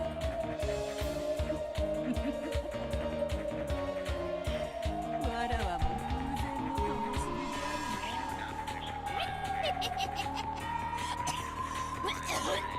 ね。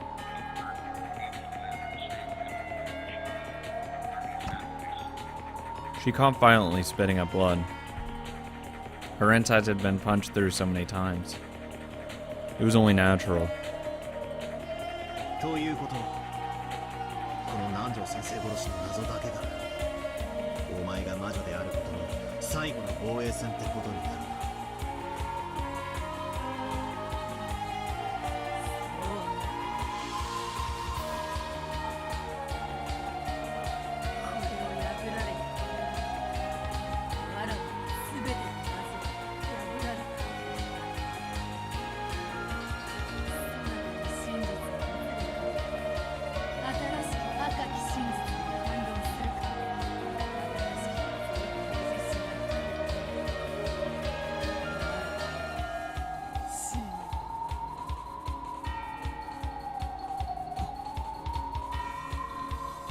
追い詰められて偶然の灯火って感じには見えねえぜ。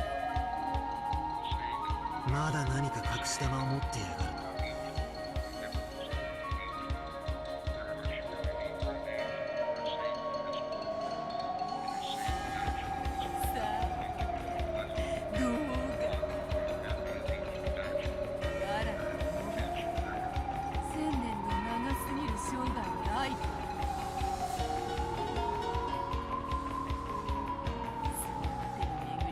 そなたという公的種によって生涯を閉じるのも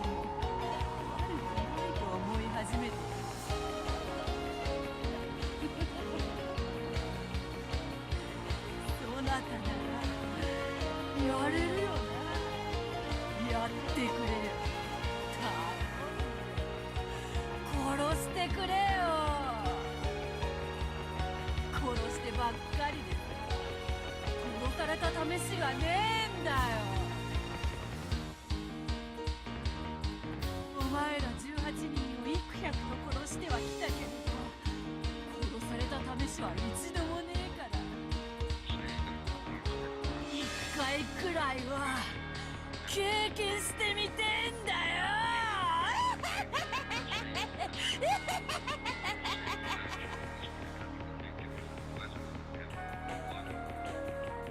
It was a graceless show of boldness, unchanged from before.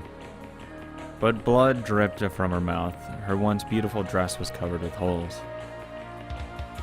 And blood poured from all over her body, making her physical appearance stand in sharp contrast with her attitude.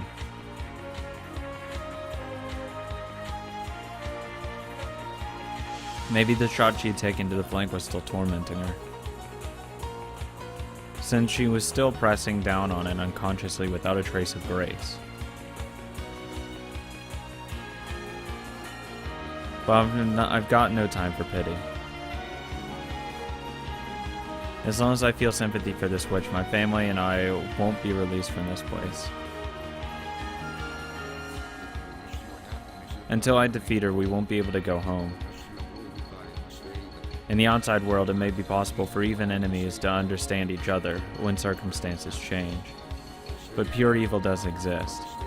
Evil that brings misfortune just by existing and is to be spared no compromise. Just by its continued existence alone, it's evil. お前をアーレには思わない。お前が俺たちの誰にも憐れまなかったように。そうともさ、お前らなんてゲームの駒だぜ。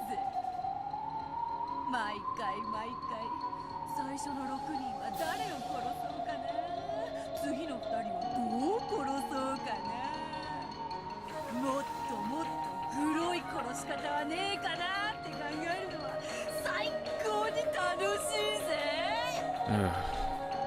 なあバトラよ、少し改心するから今回も許してくれよ。そしたらさ、もうちょっとマシな殺し方に変えてやるから。誰をどの時間どんな風に殺すか、お前の希望も聞いてやるからよ。楽しいぜ、人の命をもてあそぶってのはよ。お前なら考えつく。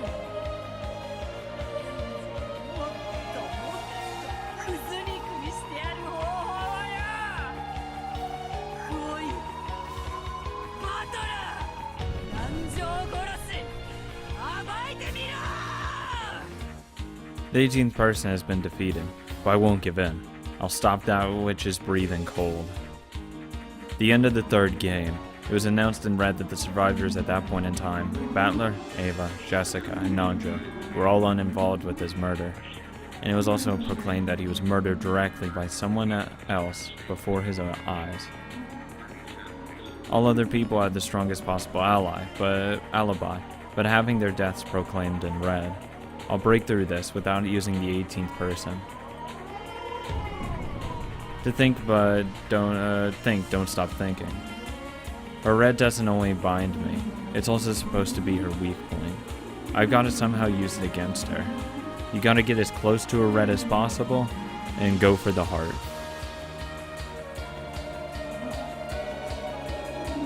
That's right, there's still a gap.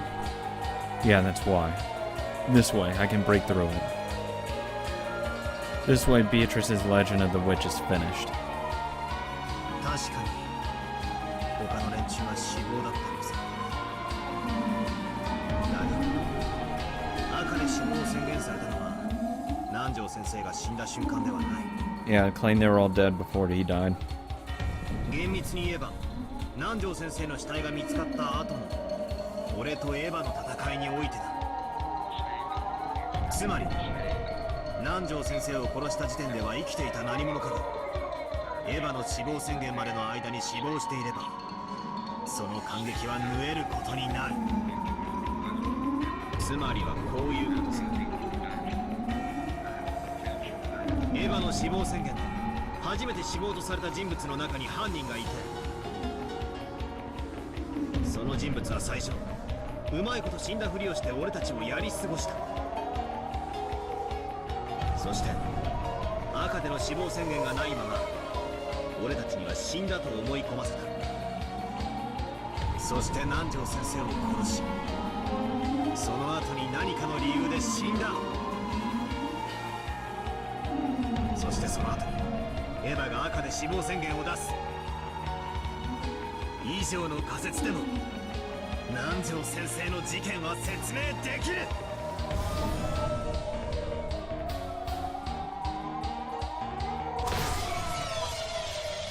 When he forcefully asked that question, there was a terrible sound that could only be likened to that of a compressor, and a blue snake that was as thick as a log appeared from under the earth and skewered the golden witch Beato, pulling her up into the air. Ugly tearing sounds rang out, and each time a blue stake or wedge would appear and pierce Beatrice's body. When that finally ended, her tragic form was exposed there, pincushioned by more than 10 stakes and wedges all over her body, dripping with blood, dangling and crucified. There was none of the dignity of the brutal witch, who had sneered at the honor of the dead and toyed with the killed and toyed with and killed hundreds of the living. Too many ands. The rain, which had finally started falling at some point, quietly tormented the crucified witch. I think she's done. As Battler heaved with his breathing, he waited for some kind of answer from the Golden Witch, although it wasn't long. It took the witch a bit of time to show any signs of life.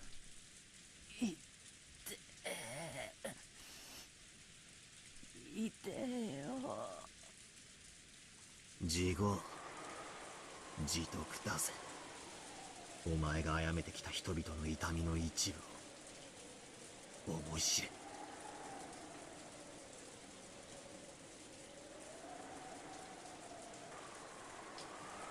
Even as he said that, it seemed Battler had lost a little of his momentum at this extremely pathetic sight, even if it was an enemy. He couldn't look straight at the woman exposed in such a brutal fashion. But even so, unless he destroyed Beatrice, this battle won't end.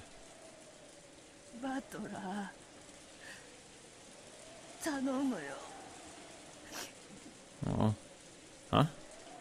Beato let out a sob.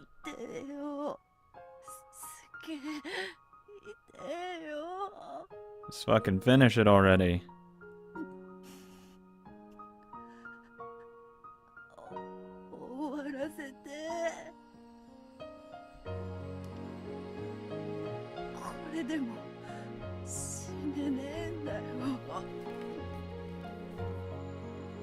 Jesus.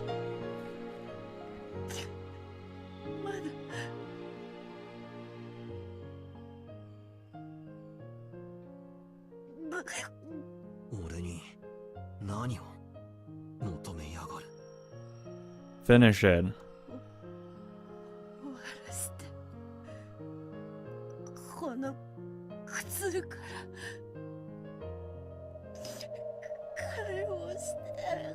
Beato's expression was soaked with blood and tears. Battler certainly had been tricked by her at one point, so he was probably able to suspect that her expression, that even her tears were an act. However, Battler believed in those tears. After all, those tears had the red of truth mixed in with them.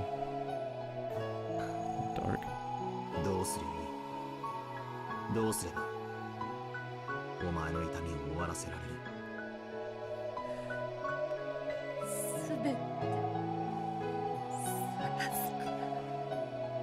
それがわらわの心臓。心臓。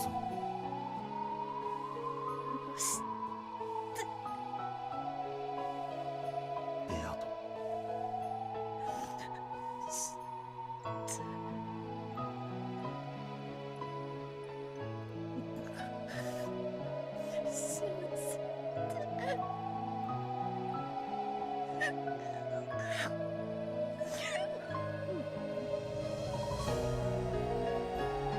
Were those tears from pain and torment, or else? Either way, that pathetic expression was painful for Battler to look at, even after burning with such anger. エンジェルのところに帰って帰るためじゃない。お前の痛みを止めるために。お前の願いを聞く。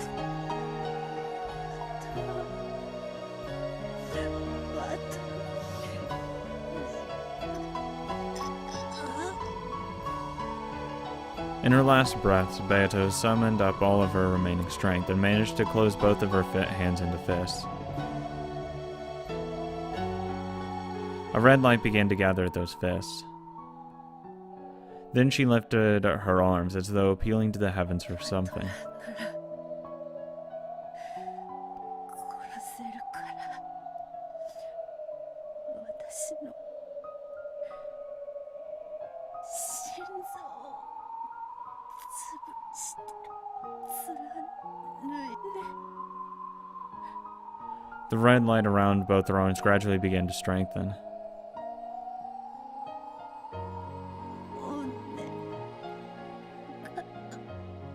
After saying that much, her face tilted to the side a bit. Then her right arm lost its light and flopped down. But her left arm alone did not lose its light and remained held out towards the heavens.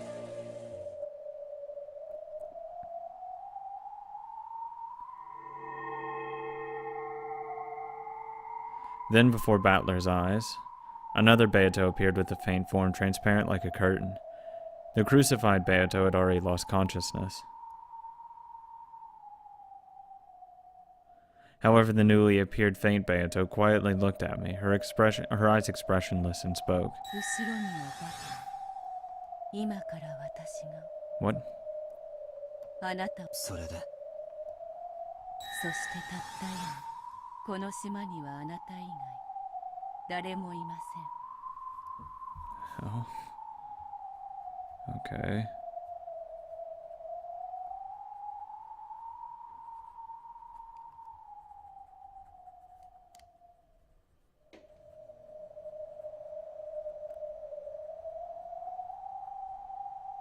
How is that gonna work? この島で生きているのはあなただけで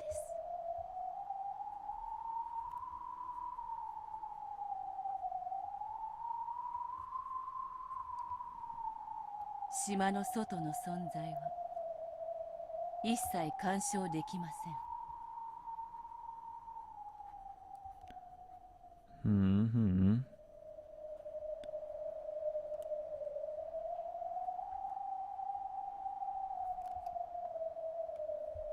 I understand. This is the last mystery Beatrice will be able to make as a witch. She's trying to offer it to me, entreating me to solve this final mystery and kill her. 来いよ。お前の最後の謎。俺が受け取ってやる。この島にあなたはたった一人そしてもちろん私はあなたではない、Mm-hmm.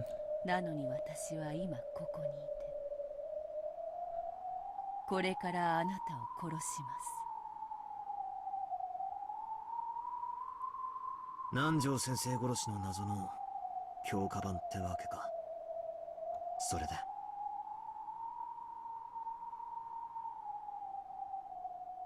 私は誰それがお前の最後の出題なのか。私は Who am I? Whoa, what the hell? Then Beatrice slowly approached me and, still expressionless, held me. Hello there. Yeah, I get it, Beato. I'll kill you, don't worry. I also slowly held her head.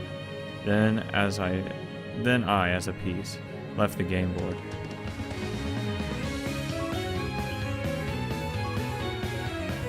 What? Oh my god. Fuck you, game. Fuck you.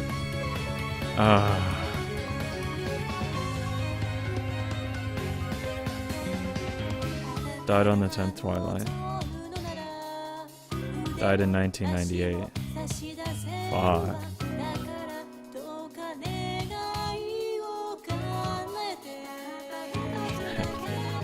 Died on the ninth twilight. 7th. 1st. 2nd. Okay, so it's just like the rundown. Who am I? Who? That's the question, am I right? I guess I'll have to come up with that, right? I think I'm getting a nice clue though. I think the picture's coming together. Though, to be fair, it is kind of a week at the same time.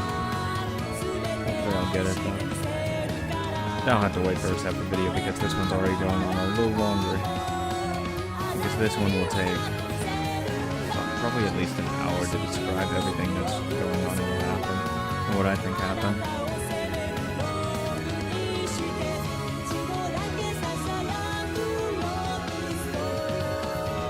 I like the song though.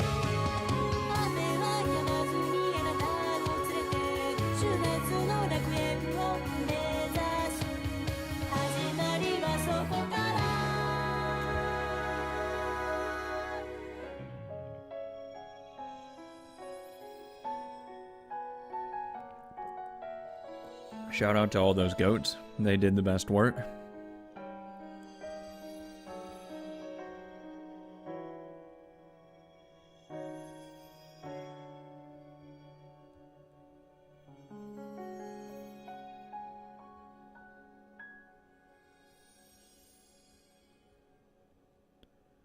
Fourth game, Alliance of the Witch.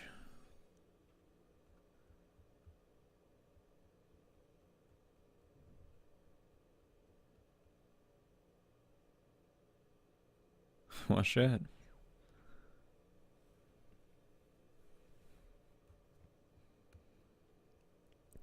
Only have what I think happened, and that'll be interesting to see.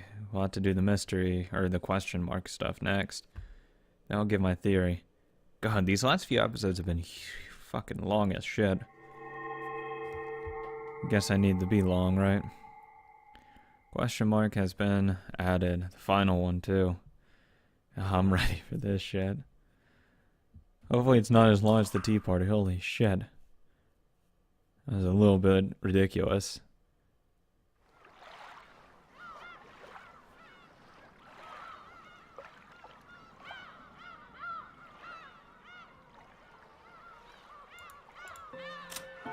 Give me the 4th episode.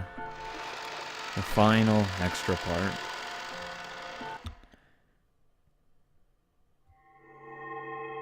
Wonder where we are this time.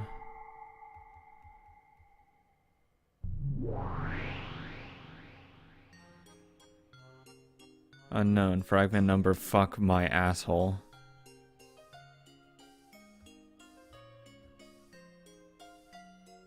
Scattered on a large bed were cute jelly beans of various colors, and chocolate shaped like ojiki pieces. A fork was stuck into a shortcake peeking out of a gift box, and there were decanters with drinks of various colors lined up on a side table. But the color of the partially finished drink that had been poured into a cup was a venomous, matching none of the decanters. Someone had probably been playing around mixing various things together. That can be lots of fun if you don't mind the taste. On top of the fluffy bed were several colorful big pillows like something from a dream.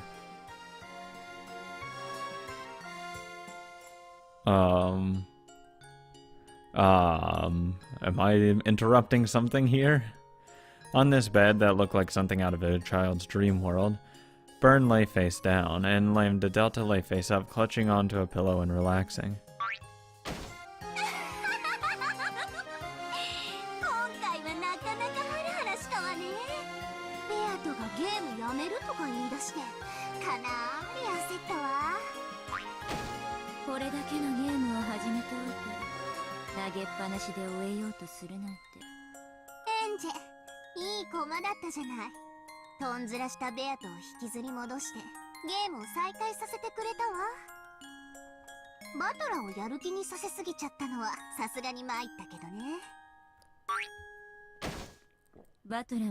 情に弱いって分かってたから。確かに。 And that's a very true statement. あいつ敵であるベアトにも手加減しかねない雰囲気があったわね。前回の流れから下手するとベアトに同情しておかしな方向にゲームを流すかもしれないって危惧してたの。エンジェはバトラがゴールを誤解した時に再誘導するための切り札よ。本当はもっとサポートさせてそれから切りたかったんだけど、いきなり切らされたわ。仕込みに随分かかった駒なのにもったいなく。例の名乗っちゃダメルール稼にしておいてよかった。 Yeah, right? あ Fuck れ you. を設けなかったら兄弟タッグ大活躍でベアとはあっという間に飲み込まれてゲームエンドだったわ。一気に畳みかけるチャンスかと思ったんだけど、あんたのマークがきつくてうまく活かせなかったわ。ああ、もったいない駒だった。当然でしょ。あんなずるい駒とっととリタイアしてくれないと困るわ。まあ結果的にゲーム中断を阻止する活躍をしてくれたし、それは私にとっても助かることだった。互いの利害が一致する活躍をしてくれたという意味においては本当に素晴らしい駒だったわよ。バトラと同じで単純な子だったから簡単に私の言いなりになってくれたわ。駒にするならバカか直情型よね。 Hey, love you too. ああ、本当に惜しい駒だったわ。その子も今じゃひき肉ねえ、後で一緒にそれでハンバーグ作りましょうよ。あ、餃子の方が好きだっけ？妹味ってどんな味かしら。笑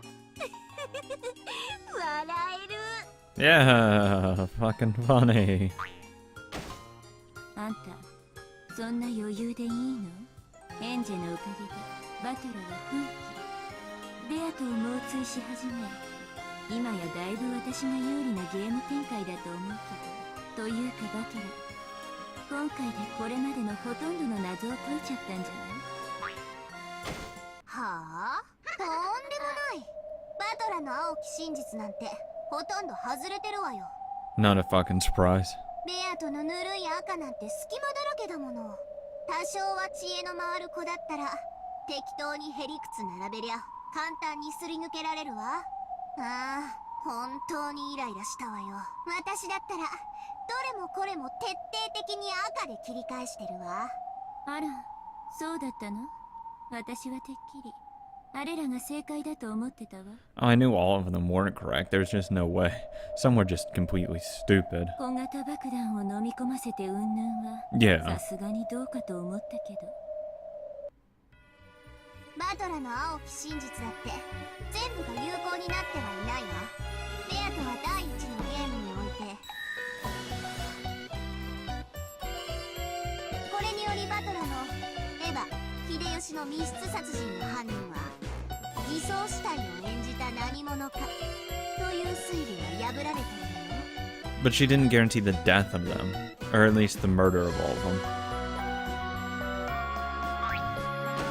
次にボイラー室のカノンは事故死だったろうとしてるけど、自分の胸に杭が突き刺さっちゃう事故って何よ。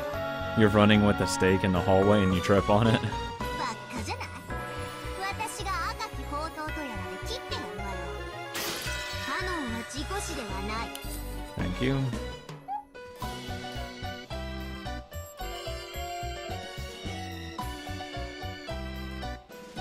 その次の100までの源氏たち3人の殺人の時計回りに同時に射殺して死に合ったとかいう相打ち殺人の滑稽だわ。源氏、熊沢、南條は殺人者ではない。 Thank you. I never thought they actually did kill anyone. But it's important to get, you know, some reference. Are they accomplices, though? の夏日殺しのトラップ X もバカバカしいわ。夏日を射殺したのはトラップじゃなく、ちゃんと銃を構えて引き金を引いてしっかり射殺したのよ。ご愁傷様。あんたダメよ。そんなこと後で。あの子、夏日の銃弾を魔法で跳ね返して殺したってことにしてるんだから。あらあら、いけない。そうだったわね。第2のゲームの青き真実だって甘すぎよ。礼拝堂での6人の殺害者、犯人は礼拝堂内にいたわ。あいつ何でもかんでもトラップ X で説明しようとするわよね。トラップ X って何よ。変なミステリー小説のお約束。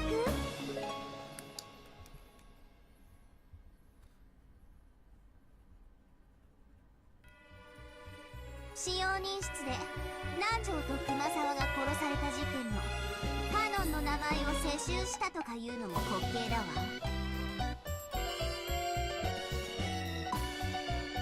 Inherit's a weird word カ though. ノンの名を名乗ることができるのは本人のみ。異なる人間が名乗ることはできない。 What's the definition of person here though? Is it the body? The same body of someone cannot claim that name.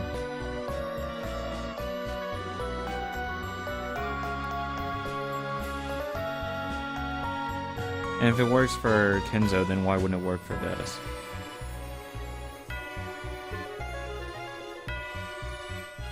I want. God, it's too vague. Oh, God, I hate. Fuck, I'm gonna have to go through all the dictionary definitions of person and find out which one they actually mean. Because person's an extremely vague word. Because what makes a person a person?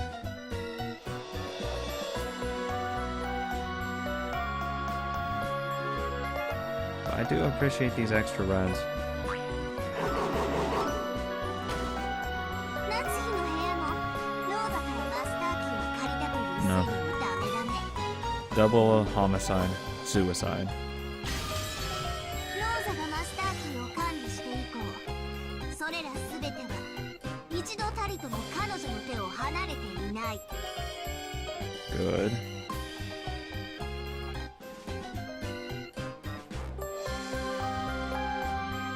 夏日の部屋を開錠した時にバトラに貸し出した際を除いてね。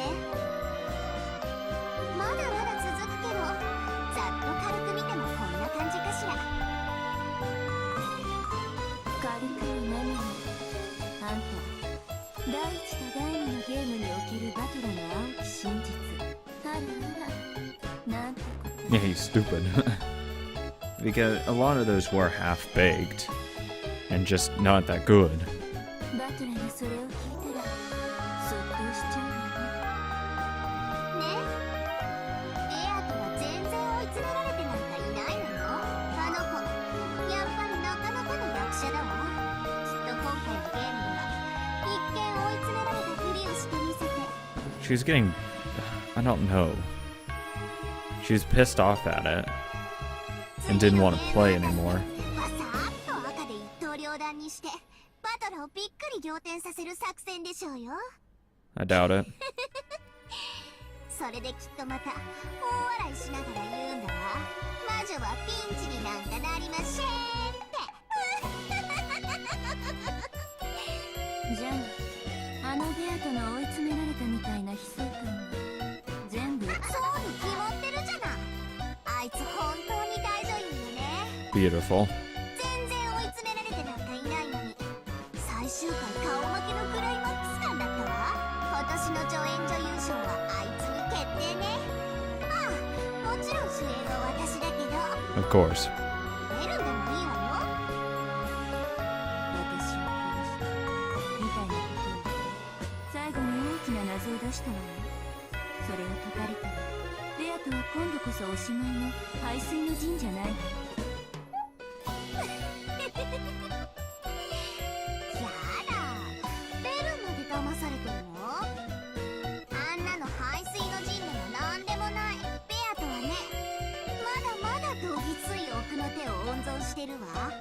最後の謎を出すために両腕を突き出した時、右腕だけ下ろしたの気づいてた？ああ、そういう、あれはそういう意味だった。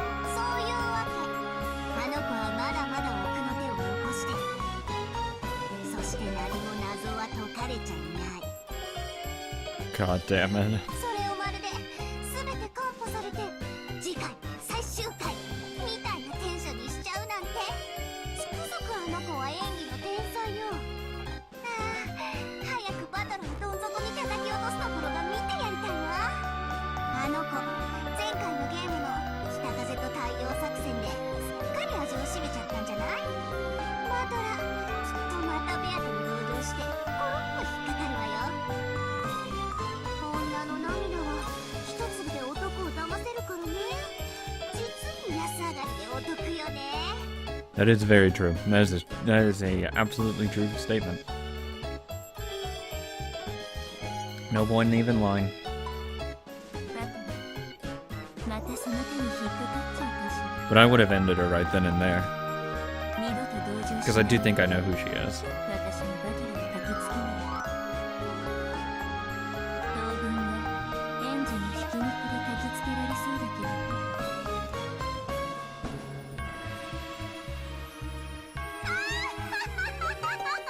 もちろんこっちも負けないわよ。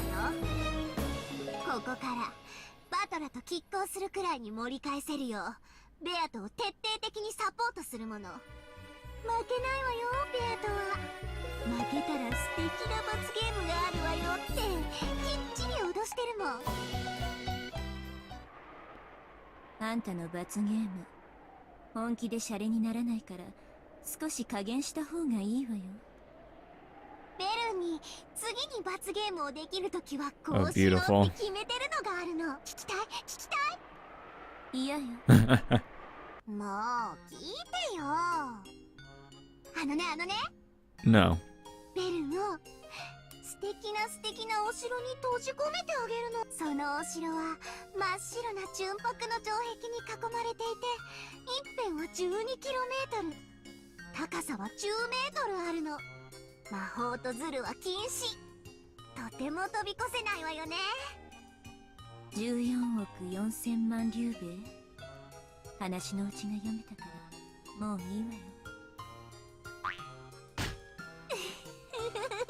そこをね、毎日一粒ずつの宝石で埋めていくの。それで城壁いっぱいに溜まるまでベルを閉じ込めて、その宝石で埋め殺すの。 Okay, that's fucked. 素敵なロマンチックな罰ゲームでしょ。一辺を5倍にしていいから高さを10分の1にしてくれたら今から閉じ込めてもいいわよ。ほんと？36億竜兵になるわよ。罰ゲームが倍以上の期間になるわよ。あー、そんなにも長い間虜になってくれるのね。ベルン大好き、愛してる。 Lambda Delta playfully approached Byrne, who yawned, looking bored as she touched the bottom of Lambda Delta's chin as though cuddling a cat. ベルンはバトラの勝利にかけてて、私は二人が永遠に引き分けになるのにかけてる。それで誰かベアとの勝利にはかけてないの？かけないわよ。勝率ゼロだもん。奇跡の魔女に奇跡ゼロって言われるのも本当にお気の毒。私もかけないけどね。絶対。絶対の魔女に絶対ダメって言われるのもお気の毒ね。Unusually for them, they giggled このゲ together. ームどういう決着に終わるかしら。さすがにそれだけは読めないわ。だから楽しいわけだし。絶対にゲームを続けさせる。逃がさない。これからどんな風に展開していくのか想像もつかないけれど、絶対にありえない決着の仕方だけはわかるわ。ベアトが勝って終わることだけはないわね。だって私私もベルンもどっちもベアとの勝利にかけてないんだもん。つまりベアとが勝ちそうになったら私たち二大魔女を敵に回すことになる。そういうことね。私たちの力が最も均衡するのは引き分けとバトラ有利の中間で均衡している場合ね。ベアと有利に傾きすぎれば私たちは共に同じベクトルに Oh my god. ベアとつまりベアと優勢になった瞬間私たち二人をまとめて敵に回すってことよ。You're fucked. ベルンと共闘楽しい。ありがとう。でもコンペイ島のお風呂には一緒に入らないわよ。コンペイ島のシャワーを浴びながらとろけたマシュマロを塗りたくってあげるのに。気の毒にあの子は私と遊ぶためにラムダが捕まえてきた生きたおもちゃお人形だわ。私お人形遊びは上手なの。ほんと上手に遊べるのよ。飽きずに一つのおもちゃで何百年も遊べるのが自慢なの。ある時は味方しある時は敵対し永遠にもてあそび続ける。かわいそうにね。あの子はもう私たちのお人形。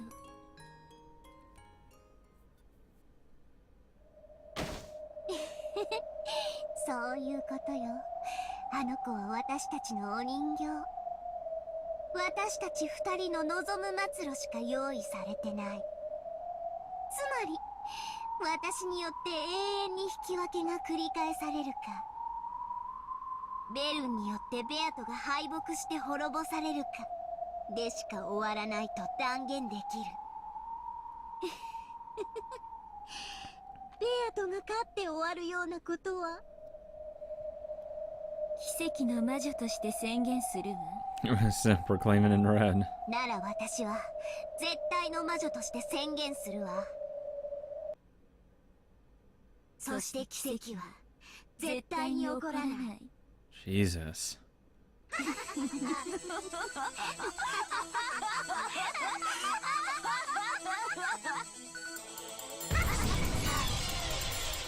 That's fucked.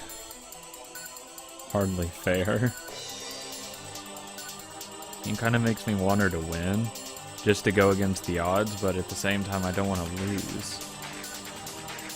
Too hard to decide. This was really fun. I would say this is probably one of the best tea parties and question marks. I will say that. Very interesting. Especially, I'd say best tea party. Very interesting how everything went. Oh, yes. I'm ready to finally give out my question arcs? I don't know what these would be called. I'll just say first 4 episodes. I'll give my theories on what happened, how it happened, who's the culprit, who's the accomplices, and how everything works.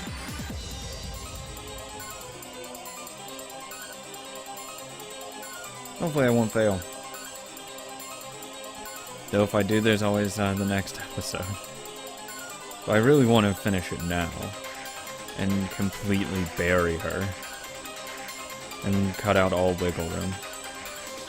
I'll try to fill in with all the red fruits, even though I have a fuck ton right now. I don't plan on losing. I don't like to lose.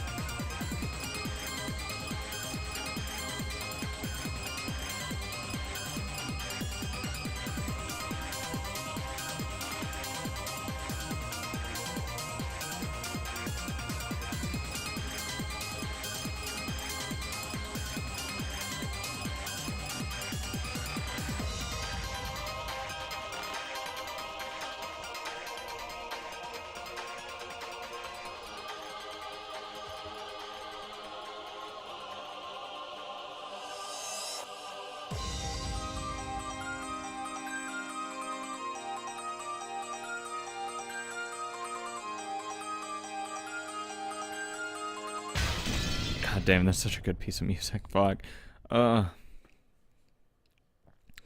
Let's see what the title screen... Oh. Bunch of shit right there. I'm really interested to see how the title screen's changed.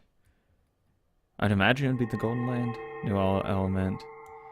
The Golden Witch has prepared a gift. Thank you. New element has been accessed from the title screen. Interesting. Let's see.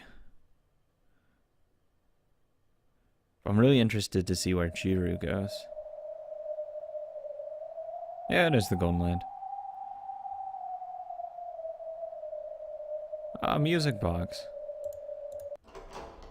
I don't actually have to go into the, Oh, shit. Oh, that's cool. Oh, that's cool. Awesome. I have no idea how half of these are, but I know some. Yeah, what the hell. Interesting. God, I can't read half of these because, what the fuck's that supposed to mean? I don't know. Trying to find actually something that... there we go. Easy. Just because, goddamn, this one's really good. But nah, fuck that. I'll fuck around with those later. But right now, I'm gonna go, actually, I just woke up and recording this. I'm going to, take a break, read through everything, really understand what I'm gonna come at, how I'm going to structure it. I'm going to go in chronological order for what happened. That's for sure. That will happen, 100%. And I'll go through every single piece of magic, single closed room, and explain why my theory works and why it's the answer. Of course, it's a cat box, so anything can happen, right? Anyways, thank you guys so much for all the support and everything. I'm recording this way in advance of the Steam release. Fuck the Steam release at this point, I guess. It's coming along too slow.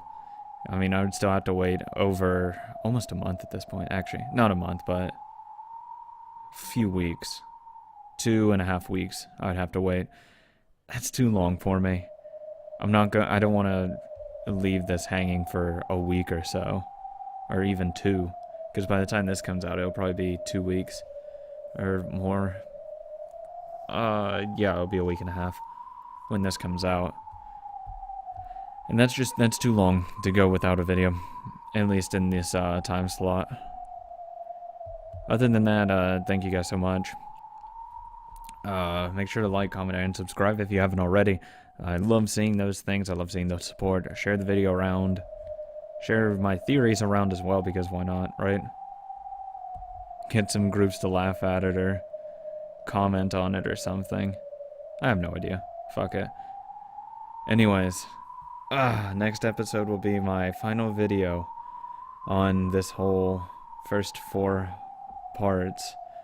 Man, it feels like it's been short. It's been 120 hours plus, but it hasn't felt that long once I can actually get down to recording it and just blazing through it.